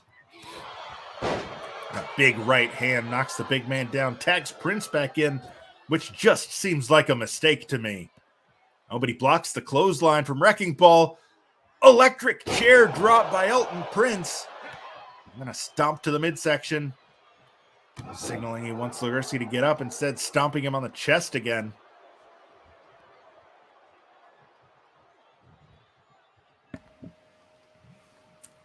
Prince now circling his prey. Front chancery, no. Instead, he's just going to drag him into the corner. Is he going to tag Wilson back in? Because he should. He does. And leaving him open for a big kick to the midsection.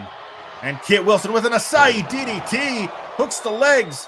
1, 2, 3. And that does it. Pretty Deadly are your winners. Number 43 seeds now move on to face Catch 22 in round number 2.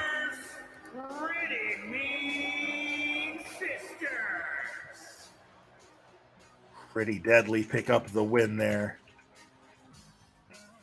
Wilson with the Asai DDT, shades of the legendary Ultimo Dragon, hitting it on Wrecking Ball Legursky to pick up the pin. 3-star rating on that one. The 86 seed, I believe. Yeah, that's right. That's how the math works. The Fixers are out. Pretty Deadly, only the second odds-on favorite to win tonight through 8 matches. We've had 6 upsets so far. But now we know Pretty Deadly will face Catch 22 coming up in round number 2. 4 more big matches to go here tonight. 4 more spots in the second round left to claim.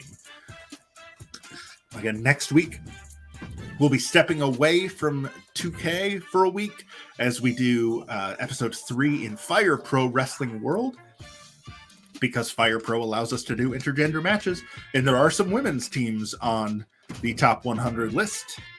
So otherwise,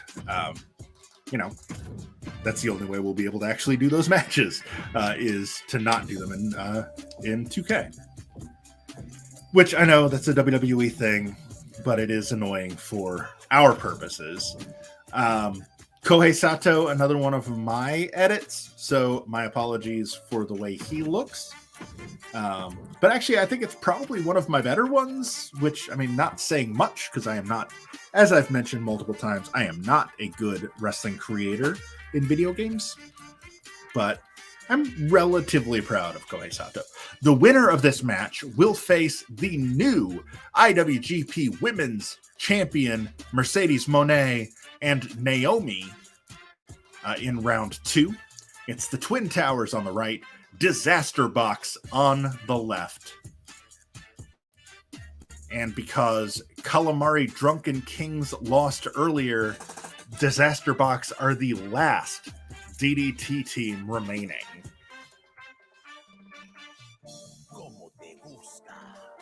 And we're still loading. So this is the last team from DDT remaining in the tournament against the only team from All Japan Pro Wrestling. I don't believe they have had anybody. Oh, yeah, no. This is the one and only team. And hey, they're in my backyard in Nashville. Very nice. Here comes Disaster Box. The following contest is scheduled for one fall. On the way to the ring, at a combined weight of 425 pounds, the Natural Disaster.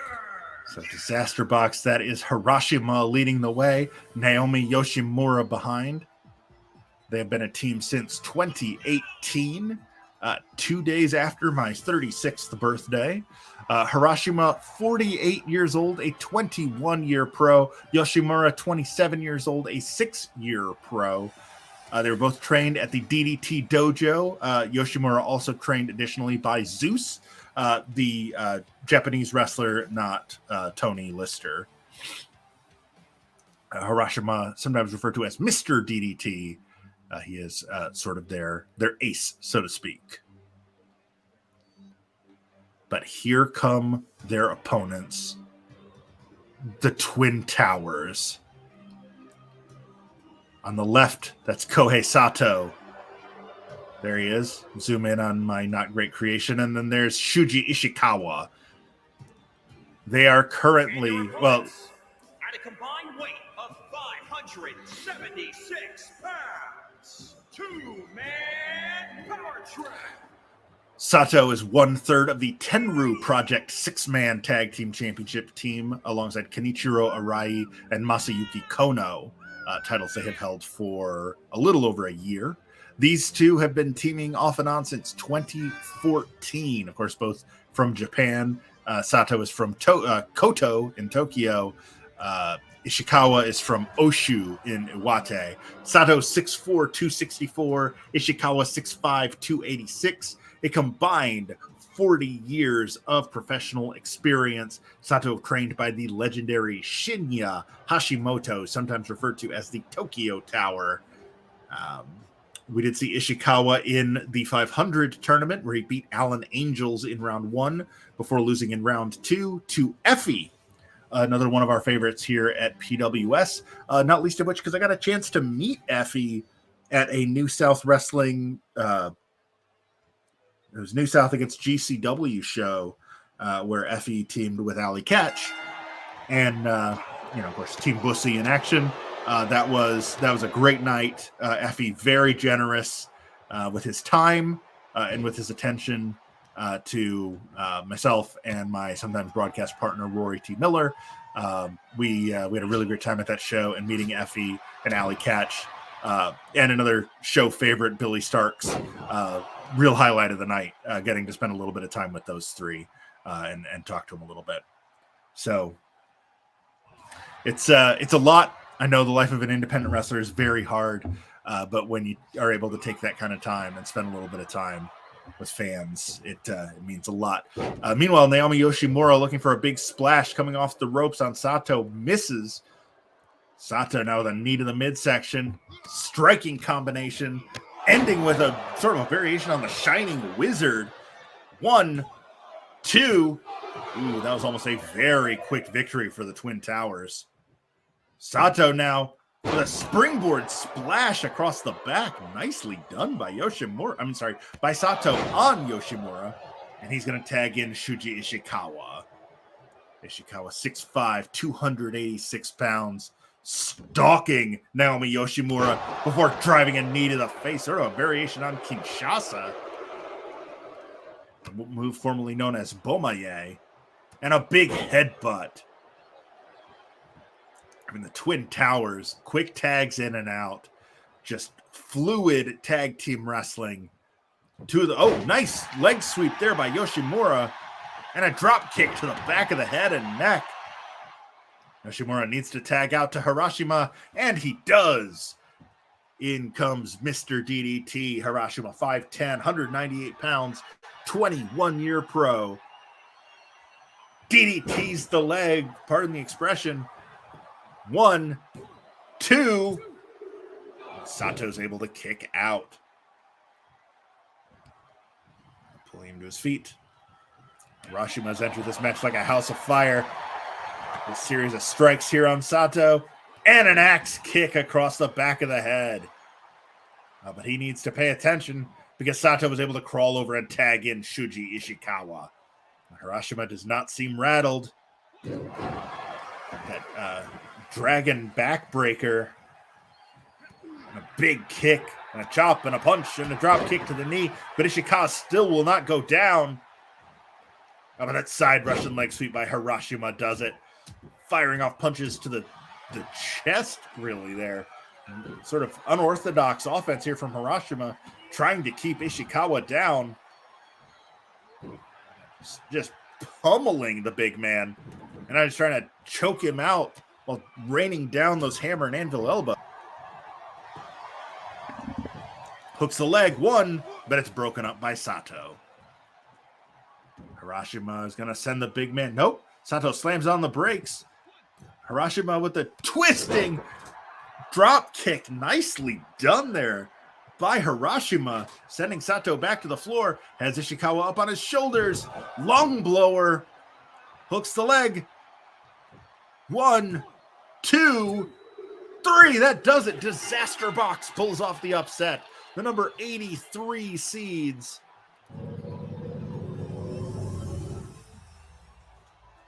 Here are your winners, the Natural Disasters.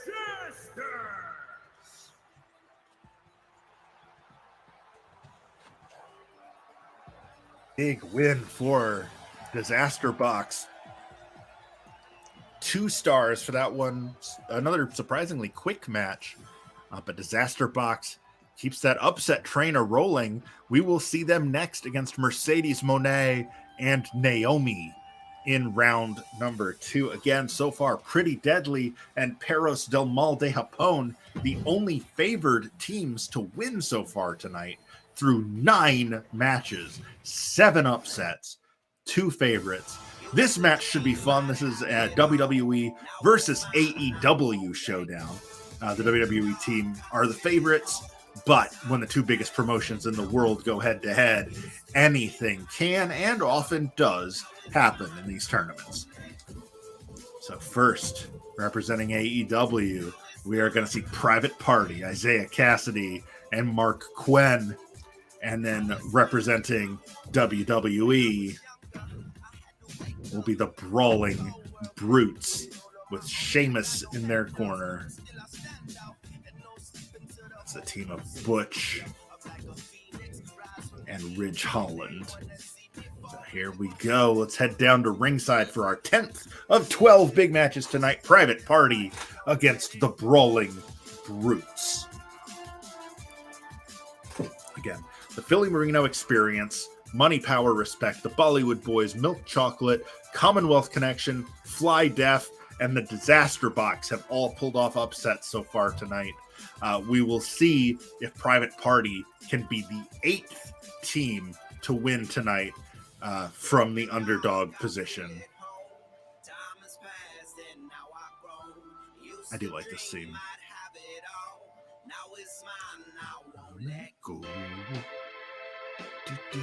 Beth Phoenix, I'm doing the pose, but you can't see it because I'm not on camera. How good was it to see Beth last night? I love Beth Phoenix. She's another one of those. Rory and I were talking about it a little bit last week during the 150. One of those women that was just like 10 years too early. We're in Lowell, Massachusetts here for our 10th match of the evening. But here comes Private Party, Isaiah Cassidy, and Mark Quinn. We saw both of them in the 500. They both lost in round 1. Isaiah Cassidy on the right. That's not water. He lost to Jordan Grace in round 1, while Mark Quinn lost to Ilya Dragunov. Now, they are both New Yorkers. Cassidy from Brooklyn. Scheduled for 1 fall on the way to the ring at a combined weight of 398 pounds. The Prophet. Here comes Private Party. Isaiah Cassidy trained by a couple of legendary high flyers, Brian XL and the Amazing Red. They are a combined 53 years old, so these are two very young men in the industry. They are one of 13 AEW teams remaining in the tournament, which is the most among all promotions. And that's Quen with the Unorthodox Mohawks, Isaiah Cassidy with the drink in hand.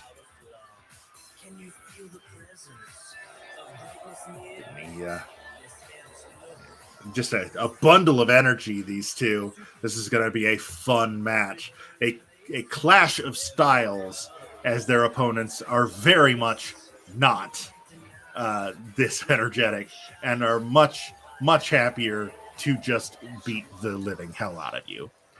So, as I mentioned, AEW has 13 teams remaining. Their opponents are one of 11 WWE teams remaining. And here they come. And their opponents, accompanied by the Celtic Warrior Sheamus, at a combined weight of 464 pounds, the Bullies! The Brawling Brutes, that's Butch on the left, Ridge Holland on the right. Butch we saw in the 500 losing to Michael Oku in round one.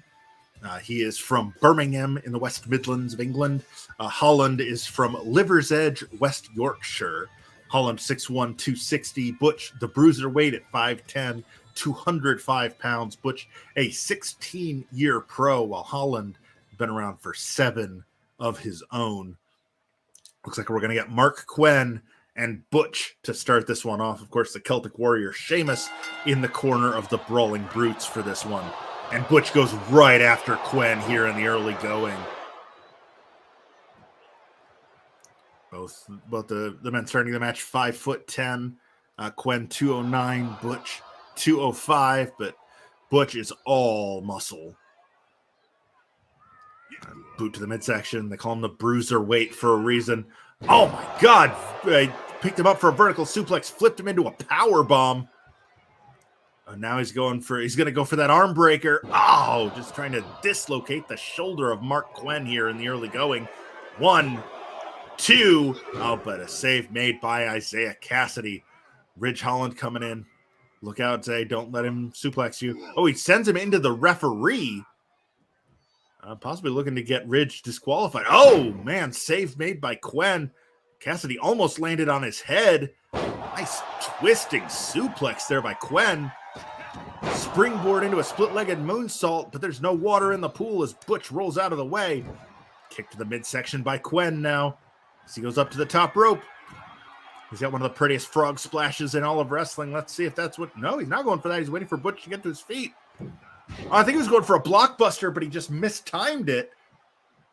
And instead hits a running neck breaker on Butch. And he's going to tag in Isaiah Cassidy. Cassidy, 6 feet tall, 189 pounds. A little taller, a little leaner than Butch. Kick to the spine. Ridge Holland looking for the tag. And in he comes.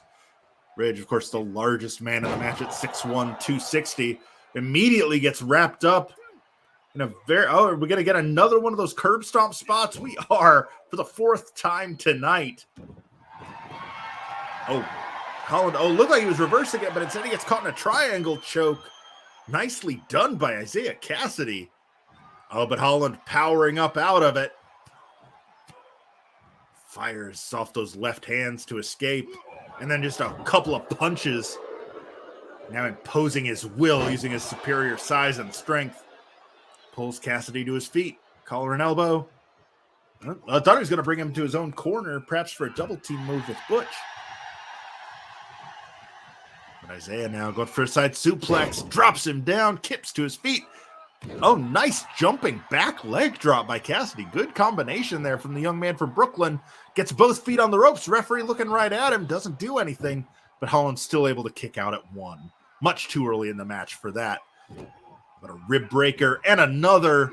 And then just tossing him across the ring. Realizing he almost tossed him into his own corner, Holland recovers to stop. But he then poses and Mark Quen able to tag into the match. Only to eat a massive right hand and then get beeled across the ring.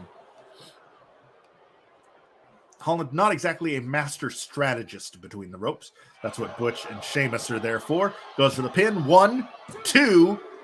Kick out by Quen. Holland pulling him to his feet. Left hand to the midsection. And another. And an overhand right to the face.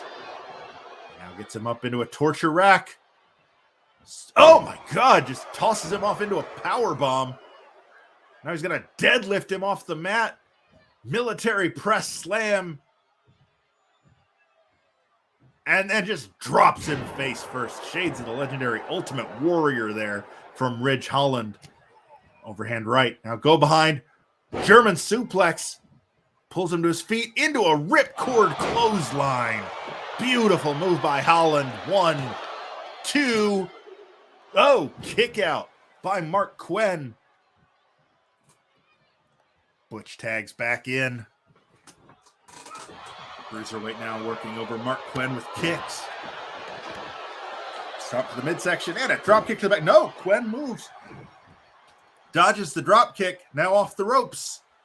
Snap Rana face first to the canvas. 1 count only. Oh, but Butch now firing off a shot to the midsection. Scoop. Oh, he's going for a pile driver here. Nails him with it. Dropped him right on his mohawk. Lateral press. 1, 2. But Quen able to kick out. Butch basically taunting Quen to get back to his feet. But Quen rolls out of the way and hits a big drop kick. He needs to make the tag. And he does. In comes Isaiah Cassidy. And Butch just chops him in the back. I think Zay was going for a... Oh, nice move there into the drop kick to the face. Cassidy pulling him away from the ropes. Goes for the pin. 1, 2. Butch able to kick out. I don't know where Holland is. Didn't seem too worried about that pin attempt there. Isaiah... I guess he's Zaying up. Oh, Butch was going to go after Quen, turned his back on his opponent, which allows Isaiah to get him up from a fireman's carry. Oh, Butch firing off elbows to the side of the head to get out of it. Snapmares him over. Drop kick to the side of the head, right on the ear. Brutal move by Butch, who then tags in Ridge Holland. Inverted atomic drop by Quen, and then a splash. And a double stomp. Cassidy firing off with these combinations in this match. Very nice kick to the jaw as well. 1. Pin broken up by Butch. I don't know that he needed to break it up, but you know, better safe than sorry. Quen whipping Butch into the referee. That's now the second time in this match a member of Private Party has whipped one of the Brawling Brutes into the referee, perhaps trying to get the Brutes disqualified. But, you know, pretty obvious what's happening. And Holland with a big shoulder-mounted body slam. Isaiah off the ropes with a springboard cross body. Nicely done by Isaiah Cassidy. Pulling Holland to his feet. And a big right hand catches him right on the jaw. Tag made and Butch comes right back in. Big right hand by Butch. Blocked. There you go. Butch now sending Cassidy into the corner. And a chop to the chest. And another. Butch just brutalizing Cassidy in the corner here. And goes for the pin. 1. But it's broken up by Quen. Smart save there by Quen. And Butch now turning his attention to him. Just hurtling him. Oh, I thought he was going to send him over the top rope to the floor, but Quen slammed on the brakes. What's Butch doing now? Oh, he's just going to choke him. Quen's not even the legal man, but Butch does not care. He will hurt anybody. Fires off that back elbow, fighting off both members of Private Party. He's going back for the tombstone, and he hits it, dropping Cassidy right on his head, and then that face wash double stomp. Butch now bringing Cassidy into their corner. Tags in Holland. Cassidy sent off the ropes. Drop toe hold into an elbow. Nice combination there from the Brawling Brutes. Holland waiting for Cassidy to get to his feet. Arm wringer here. Into a key lock. Looking for the submission, but Cassidy fighting his way out of it. A brutal hold, but Cassidy had a hand free and knew what to do with it. Double leg into a double stomp. And Cassidy now goes for the pin. 1. Broken up again by Butch. Butch always seems to be in the right place at the right time. And Cassidy's got him up now for a slam. And he's just walking around the ring with him, showing off his power. And Butch is like, yeah, no, that's enough of that, mate. And Holland immediately catches. Oh, Isaiah back flips out of the backdrop attempt. And now he's going to take Holland into his corner. Cassidy tags in Quen. What's Private Party going for here? Rocket launcher of their own. Nicely done. And a standing shooting star by Quen, but Holland gets his knees up. And a knee to the face. 1, 2. Oh, but Quen was able to kick out. Which is good because Butch took Cassidy down there. Butch Cassidy. Huh, I just now caught that. Think he used enough dynamite there, Butch? Now Ridge working over the knee and the ankle of Quen. Holland now tagging in Butch. Oh. Quen now sending Butch up and over the top and to the floor. Not a great landing. What's Quen doing now? What is he doing? Oh, he goes after Holland. Holland, not the legal man, but instead he DDTs him on the apron. Brutal move by Mark Quen. Now he's going after Sheamus. Nice twisting Rana there. I think maybe he was hoping Sheamus would pull off a move on him to get them disqualified. His handspring knee to the face. Quen now going after Holland again. Butch is the legal man. Why is he turning his attention so hard to Ridge Holland?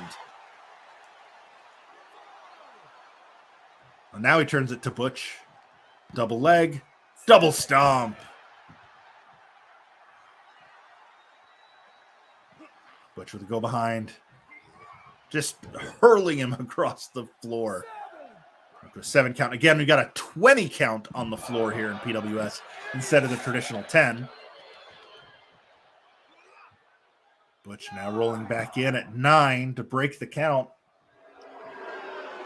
Quen going after Sheamus again. DDTing him on the floor. Butch now following him out there. The referee's count is going to restart now. He's done, broke the count when he rolled back out. Quen with chops on Sheamus.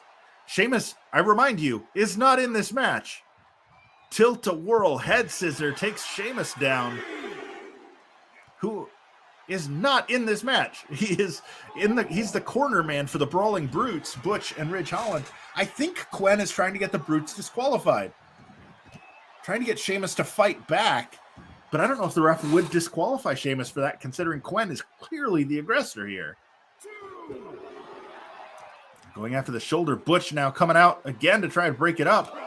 But Quen firing back.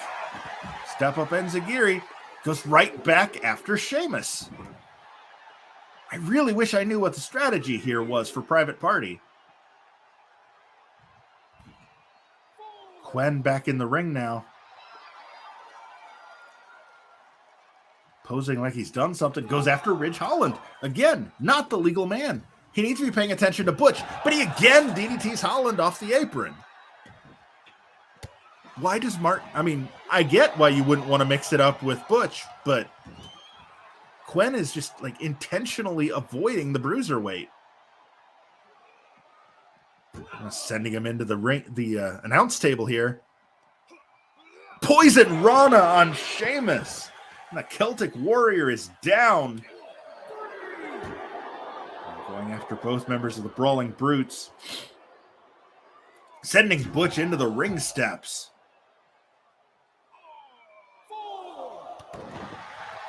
Truly unorthodox decision-making by Mark Quen here. Going for a suplex right on the concrete.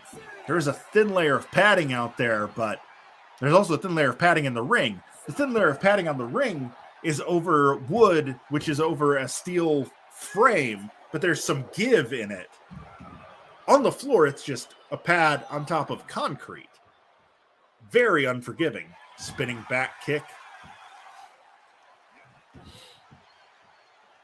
Oh, he goes for a double knee, but Butch rolls out of the way. Referee up to a 10 count. Quen ducks the chop. Hip toss. Handspring. Knee to the face. Brutal combination by Mark Quen. We're up to 13 count as he goes after Sheamus again. DDTing Sheamus again. I just don't get it. We're up to a 15 count now. Butch breaks the count to go after Quen. Spinning side suplex. Drops him on the back of his head. And now I think he's biting his fingers. A series of kicks. Guys, seriously, please get in the ring. As much as I enjoy a brawl, I would really like someone to try to finish this, please. Somebody try to win the match. Butch snapmares him over. Drop kick. Again, right on the ear of Quen. Another boot to the midsection. For another suplex here. Oh! A variation on the bitter end that he then turns into an arm bar. And now he's going for the arm breaker. Pulling back on the wrist. An elbow and shoulder. All three major joints on the left arm or the right arm all going in the wrong direction for Mark Quen. And then his head sent into the barricade. Also the wrong direction. Butch now in the ring as the referee's count reaches 15. They're just going to let him stay out there for 5 more seconds. Sheamus blocking Quen's way into the ring. Tag made. Ridge Holland is now legal. And he goes after Quen. Probably unhappy after being DDT'd on the apron twice while he wasn't even the legal man. Isaiah Cassidy has had a ton of time to recover from his earlier injuries. Quen would probably do well to tag his partner in, but he is in there with the brutal strength of Ridge Holland. German suplex, ripcord clothesline. Hooks the leg. 1, 2. Kick out by Quen. I can't believe it. Neither can Ridge Holland. Holland now waiting for Quen to get to his feet. End of days. Hooks the leg. 1, 2, 3, and the Brawling Brutes will advance. The number 47 seeds here. Here are your winners, the Bullies. Sheamus busted open after that unprovoked attack on the floor by Mark Quen.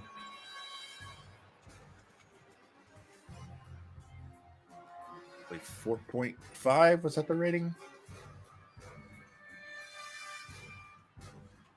Oh, 5. That's a 5-star match. Nicely done. Congratulations, boys. I don't know that I would have given that 5 stars, but hey, you know what? The game liked it a lot. Several memorable moments, some varied offense. Both those things certainly true, so what do I know? 2 matches still to go. The Brawling Brutes, we now know. Ooh, this will be a fun one in round 2. The Brawling Brutes will take on Swerve in Our Glory. This next match will determine who will face Toxic Attraction in round 2, which of course will have to be a match that takes place in Fire Pro. As these are both tag teams made up of male competitors. As Chuck Taylor, Sexy Chucky T. Whoop. Nope. Chuck Taylor, yes, confirm. Why is it not letting me add a manager? Huh, interesting. Okay. As Orange Cassidy would say, whatever. As they will take on one of the legendary tag teams of the last 20 years, the Motor City Machine Guns, Alex Shelley and Chris Sabin. Let's head down to ringside again. The winners of this will face Toxic Attraction in round number 2. You got the Best Friends on the left, Motor City Machine Guns on the right, and Orange Cassidy in the corner of the Best Friends. There are now only 12 AEW teams remaining, thanks to Private Party being eliminated in that last match. And AEW continues to struggle in this tournament. They're 3-3. As we mentioned, the independent circuit doing very, very well in this tournament. I don't know whose theme this is, but it sounds like the music from Stranger Things, which I dig. I like the music from Stranger Things. Just waiting for it to load, because it always takes so long. Any second now. Seriously, 2K. This really shouldn't take this long. You're a next-gen console. Please don't crash. Please don't crash. I'm sorry, I take it all back. You've only got to get through 2 more matches. I'm sorry for making you do what you were designed to do. Here we go. We're in Oberhausen, Germany.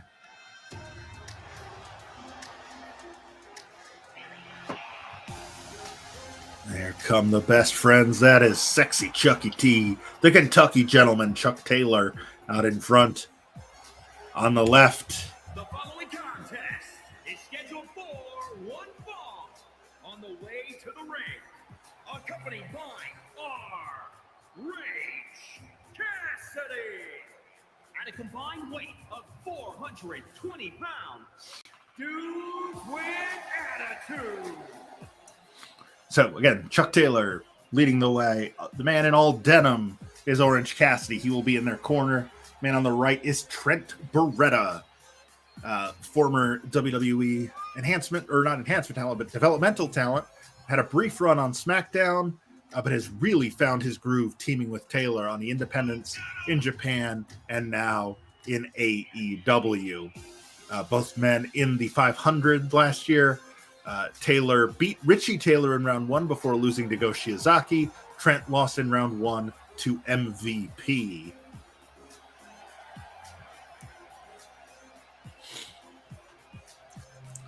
Best Friends preparing here for our penultimate match of the evening. We've had 10 big matches so far, a lot of upsets. Best Friends looking to pull off another, but they've got a steep hill to climb as they take on the last team standing from Impact Wrestling, the current reigning New Japan Pro Wrestling Strong Openweight Tag Team Champions, the current Impact Wrestling World Tag Team Champions, the Destiny World Tag Team Champions, the Prestige Wrestling Champion, Alex Shelley, 374 pounds, the Impact World Tag Team Champions, Mustache Mountain. So Alex Shelley, the current Prestige Wrestling Champion and the current Wrestling Revolver PWR Remix Champion. And then they, of course, hold the New Japan Strong, Impact, and Destiny World Tag Team Champions. These are, again, one of the best tag teams in wrestling history. They have been teaming in one form or another since 2003. March 8th was the first time the two of them ever teamed, closing in on 20 years of the Motor City Machine Guns, both from Detroit, Michigan. Alex Shelley there on the right, 5'9", 198. Chris Sabin, Hale Sabin, 5'10", 178. Shelley, 20-year pro. Sabin, 23 years. There's a combined 83 years of experience in this match between these four men. Veterans of the ring wars. Shelley in early control here against Trent Beretta. Nice suplex. And then the Claudio Castagnoli taunt there. Again, the winners of this will face Toxic Attraction in round number 2.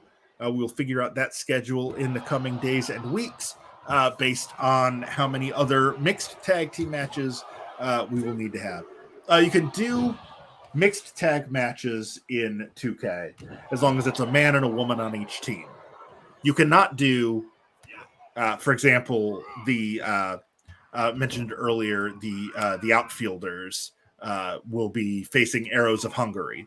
That match has 3 men and 1 NB wrestler who primarily works in women's divisions.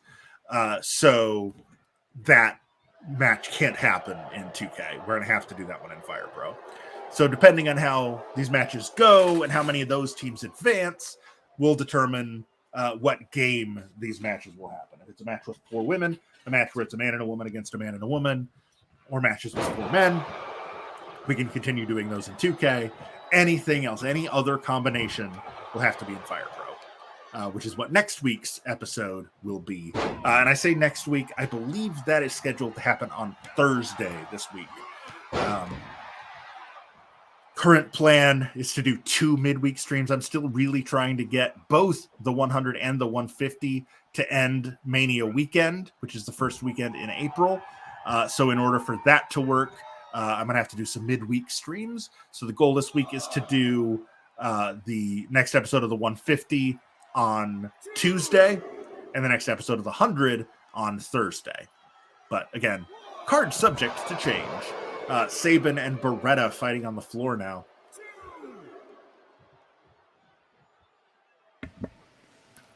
Sabin now going after Orange Cassidy.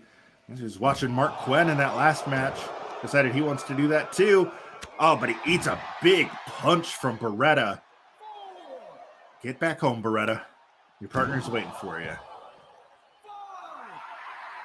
Signaling that he wants Sabin back on his feet. Nope, just decides to go stomp on him. Camel clutch on the concrete. Pulling back on Sabin's jaw.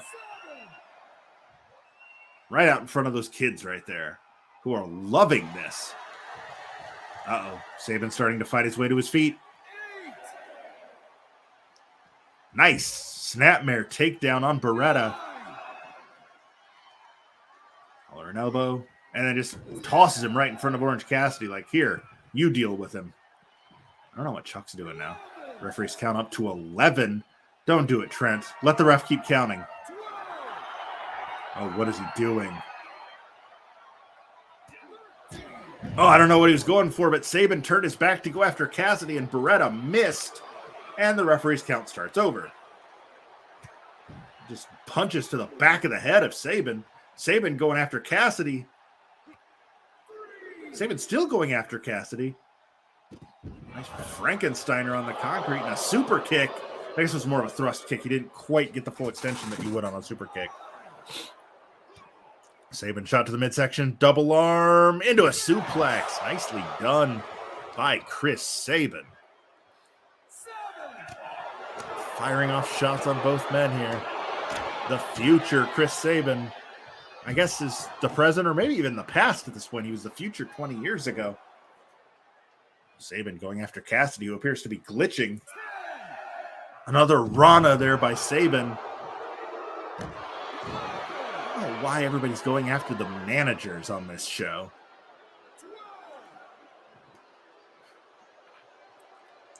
Beretta back in the ring now at the 13 count. No, Trent, no. No. Stay in the ring, please. Nice go behind by Sabin. Oh, we went for a go behind, but Trent fought out of it that time. Went for a suplex of his own. No, Falcon Arrow. He hit him with the deal.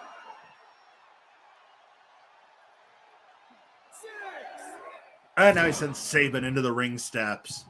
Trent Beretta back in the ring at the 7 count. Where Sabin has until 20 to get back in the ring. And if Beretta would just let him stay out there, he might get counted out and lose. Rather than breaking the count again. Sabin's been on the floor for probably 4 minutes of real time. Now he's going right back after Orange Cassidy. Hits him with a forearm to the face. And Beretta with a tornado dive to the floor. Again, no water in the pool. but he comes back with a tilt-a-whirl DDT on Sabin. 1, 2. Broken up by Shelley. And Beretta's going to send Shelley to the floor. Well, he goes right back after Sabin. Sabin's got the leg. Dragon screw. I am not positive, but I don't think Chuck Taylor has been the legal man yet until just this second. Trent finally able to tag out. Sabin with the double underhook suplex. Nicely done by Sabin. And then a knee to the chest. And again, that fan is right. This is a happening. Sabin now tags in Shelley. The baby bear, the student of the game, Alex Shelley, working over the arm of Chuck Taylor. Taylor fires off with a European uppercut. Kick to the knee. Springboard twisting. Oh, but Shelley caught him. Rolls him up. No. Super kick from a kneeling position. Nicely done by Shelley. Nice combination by the veteran from Detroit. Hooks the leg. 1, 2. Oh, kick out by Taylor. Beretta still recovering it. Well, no, Beretta's back up on the apron. Last I saw, he was still on the floor recovering from his earlier injuries, but he's back up now. Air raid crash, perhaps. Yes, indeed. Beautiful move there by Shelley. And an enziguri. Pulls him back to his feet. Oh, but Taylor takes him down with an arm wringer. Soul food. Taylor hooks the leg. 1, 2. Sabin breaks it up. That almost did it. Taylor hitting his soul food finisher on Shelley. Now waiting for him to get back to his feet. The Kentucky gentleman, Chucky T. Working over the knee now. A series of kicks to the ribs. And then a forearm to the head. Taylor looks like he wants to tag in Beretta, but Beretta's watching Sabin at ringside. So Taylor turns his attention back to Shelley. Sends him into the corner. What's he going for? Oh, I don't know what he was going for, but Shelley got out of it. And Taylor, oh, with a beautiful move there. Hooks the leg. 1, 2. Oh, Shelley able to kick out.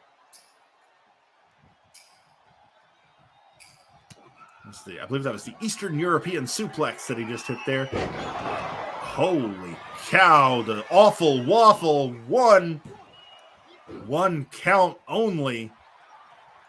Taylor trying to put Shelley away. Sabin now sending Beretta to the floor. Taylor to the middle rope. I don't know what he was going for there. Changed his mind. And just does a standing moonsault right across the chest of Shelley. While Sabin hits a dragon suplex, that was a butterfly suplex on Beretta on the floor. Taylor went for a springboard moonsault or springboard drop kick there from Shelley. Action fast and furious happening right here. I can barely keep up with it. Usually this is why it would be nice to have a color commentator, but unfortunately my usual commentator is both busy tonight. 2. Oh, Taylor able to kick out of that stomping combination from Shelley while Sabin just pummels Beretta out here in front of the announce table. Quick go behind by Shelley.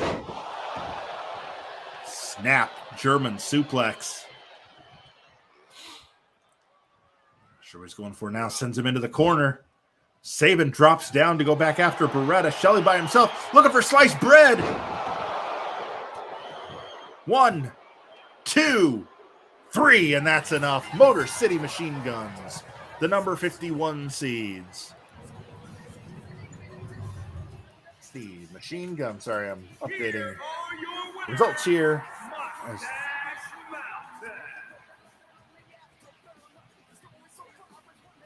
The machine guns over the best friends.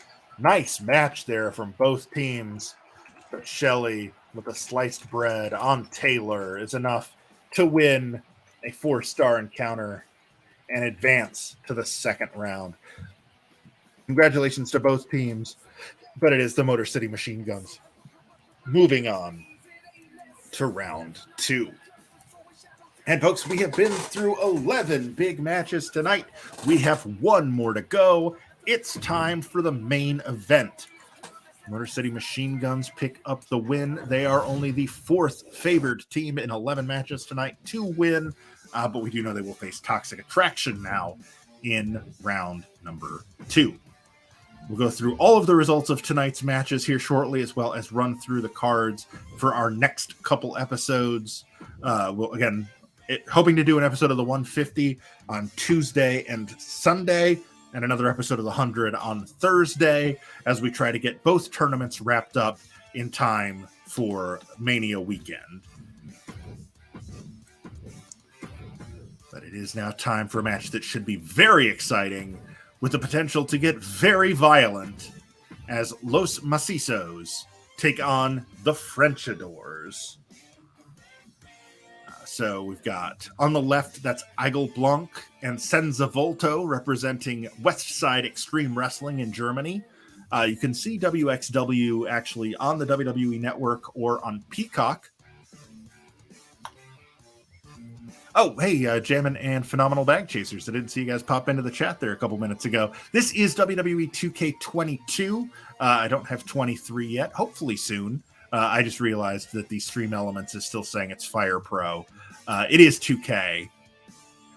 I'm doing all right. We're on our main event after a 12 match episode. Lots of upsets tonight, and this one should be yes. I am on YouTube.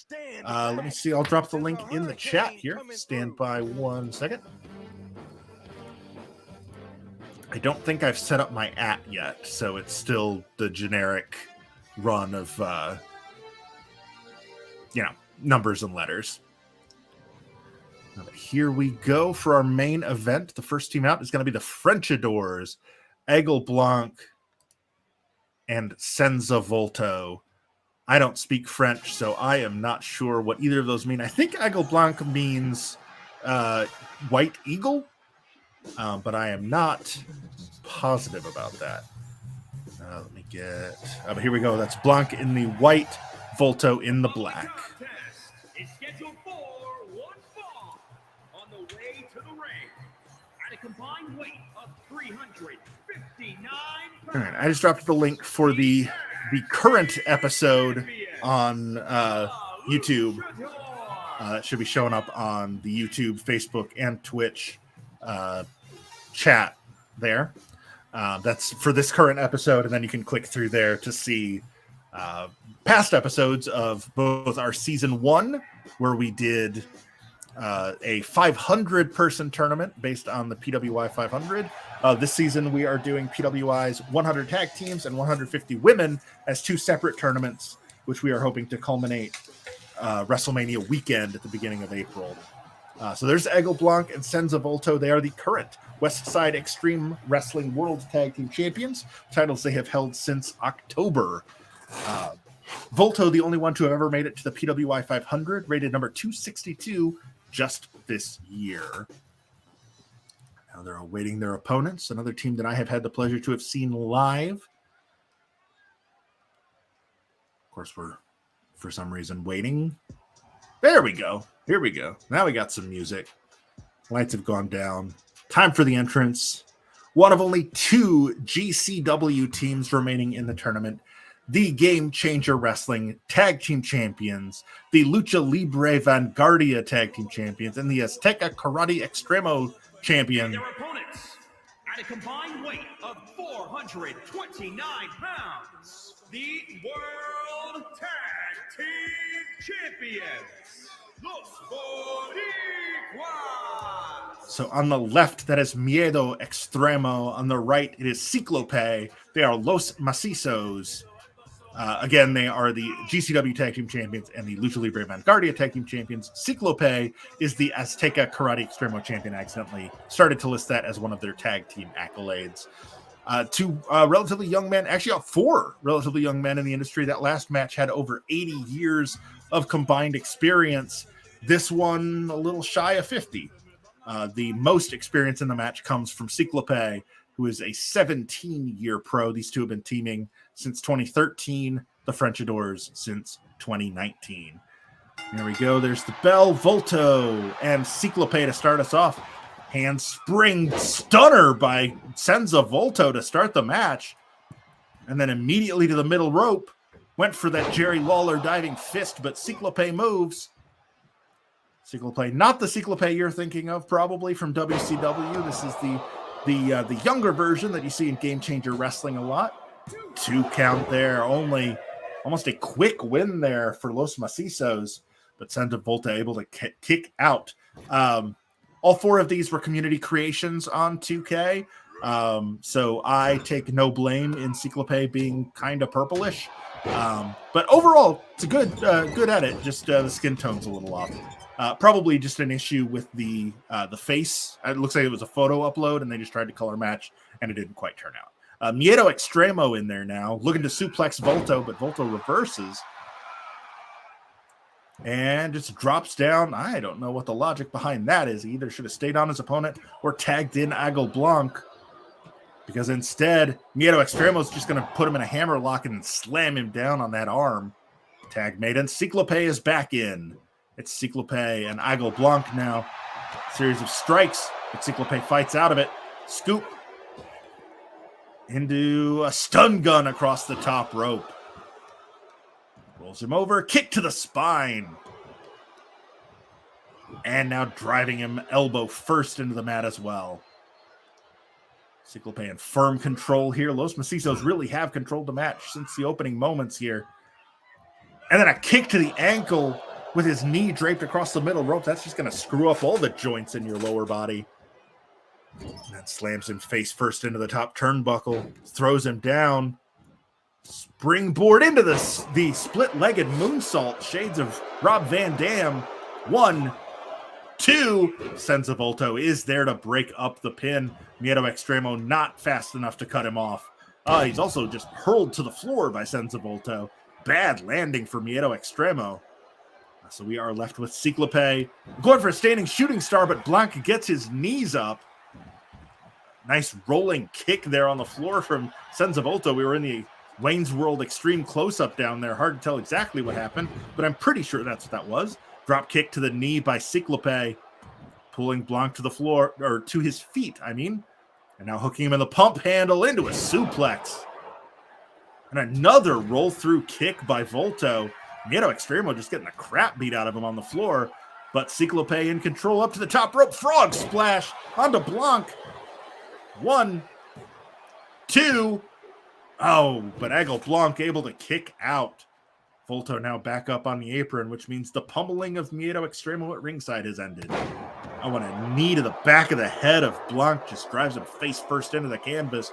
Cyclope taking a second to pose, brother. I don't know what he's doing. Guys, stay on your opponents. This is how they come back. Tag made, and in comes Miedo Extremo. Look, like he was going for a chop. Instead, he hits a code breaker. Blanc now has the leg. DDT's the knee. A knee DT, if you will. And a tag. In comes Senza Volto.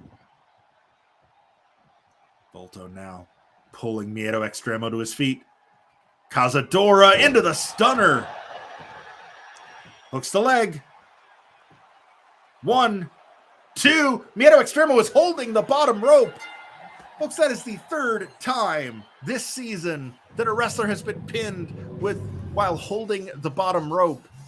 Here are your winners. I mean, congratulations to the Frenchadors, but you can't feel good about that win knowing that Cyclope was holding the bottom. I'm sorry, Miedo Extremo was holding the bottom rope.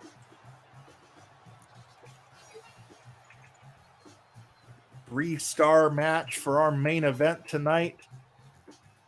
Aigle Blanc with a, what did I call that? There was a Cazadora stunner on Miedo Extremo. So the Frenchadors pick up the win, meaning I believe that was 8 upsets in 12 matches tonight. Do a quick count here real quick as we run through the recap of what happened tonight. In our opener, the Philly Marino Experience beat Nueva Generacion Dinamita. They will face the winners of an upcoming match between Arrows of Hungary and the Outfielders. Money, Power, Respect upset the Calamari Drunken Kings to set up a showdown against the Bollywood Boys, who beat Los Infernales tonight. Milk Chocolate beat Los Malditos to set up a second-round match with De Courage. Perros del Mal de Japón were the first favored team to win as they beat State of Emergency. They will now face Los Nuevos Ingobernables later on in this tournament, round 2. The Commonwealth Connection got the upset train rolling again as they beat 5150 to set up a match with Violence is Forever. Fly Deaf upset the Kings of the North. They will face the Briscoe Brothers in round 2. Pretty Deadly, one of only 4 favored teams to win as they beat the Fixers to set up a second round showdown with Catch 22. Disaster Box upset the Twin Towers. They will now face Mercedes Monet and Naomi. The Brawling Brutes beat Private Party in a 5-star match to set up Brutes versus Swerve in Our Glory in round 2. And the Motor City Machine Guns beat the Best Friends. They will now face Toxic Attraction. And now, based on our main event, we now know it will be the Frenchadors against Aussie Open in round 2. So, as I have mentioned a few times throughout this episode, we are going to try to do 2 midweek streams this week. I don't know that we're going to pull it off, but gosh darn it, we're going to try. We're going to have rounds 1 and 2 from the 150 will happen this Tuesday, same time slot, 7 o'clock Central Time. So that's 8 o'clock for those of you on the East Coast, 5 o'clock for those of you on the West, and 10 at night for those of you in the UK. On this upcoming episode, Jade Cargill will face Becca, Miyu Yamashita against Alexa Bliss, Mandy Rose against Mizuki, Mercedes Martinez against Hazuki, Maki Ito against Nicole Matthews, Tsukasa Fujimoto against Raquel Rodriguez, Trish Adora versus Athena, Ruby Soho against Thekla. And then the winners of those 8 matches will compete again on that very show in 4 second-round matches to earn spots in the round of 32. We already know 12 of the final 32. This will get us up to 16, and we will be halfway through rounds 1 and 2. Then Thursday, our tag team tournament will continue. We will be switching over to Fire Pro for the Thursday night stream because, again, you cannot do intergender wrestling in 2K. So on that episode, Rot and Flut, which is Michael Schenkenberg and Nikita Charisma, will take on Big Dekai, Totoro Satsuki, and Yuna Manase. The Workhorsemen, Anthony Henry and J.D. Drake, will take on Galaxy Punch, the team of Hikari Shimizu and Saki. Stinger, represented by Chris Ridgway and Yoshinari Ogawa, will take on the Renegade Twins, Charlotte and Robin. Donna Del Mondo's Himeka and Maika will take on Atrapasueños. That's Dulce Gardenia and Espiritu Negro. They will have Rei Kometa in their corner. Ryusuke Taguchi and Master Wato, the team of 6 or 9, will take on Bougie Reality. That's Maddie Renkowski and Ray Chanel. Meltier, Natsupoi, and Tom Nakano will take on the main event, Jay Lion and Midas Black. Las Chicas Indomables, La Haruquita, and Yuvia will take on the SAT, Joel and Jose Maximo. Brady LTD, the team of Dean Brady and Delta, will take on Ella Envy and Kenzie Page from Pretty Empowered. Team Bussy, Allie Catch and Effie will take on the Kings of the District, Jordan Blade and Eel O'Neill. The Z-Brats, Diamante and Shun Skywalker will take on the Best Bros, Balian Aki and May Saruga. The Arrows of Hungary, Dover and Icarus will take on the Outfielders, Shea McCoy and Weber Hatfield. And our 12th match, these are not necessarily in order, but the last match scheduled for the Thursday night stream will pit Fresa de Egoistas, the team of Asuka, not that Asuka, and Makoto, as they take on the Dark Order's Alex Reynolds and John Silver, who for potentially one night only will have Preston Vance in their corner. And then we will be back with our regular Sunday night stream as things get back on their regular schedule, as the 150 rolls on with more first and second round action. Mickie James against Kylie Ray, Bianca Belair against Ty Mello, Ronda Rousey against Alexis Falcon, Giselle Shaw against Blair Davenport, Arisa Nakajima against Lainey Luck, Naomi against Miyu Watanabe, Viva Van against Casey Spinelli, and Tootie Lynn against We Are Rosemary, with the 8 winners then facing off in 4 second round matches. Whew! That was Excalibur. I don't know how you do it twice a week, but those are the cards for the next 3 episodes here on Pro Wrestling Simulated. Like I said, we will hopefully be getting back to a relatively normal schedule going forward after that, leading up to WrestleMania weekend, where we will have the finals of both tournaments.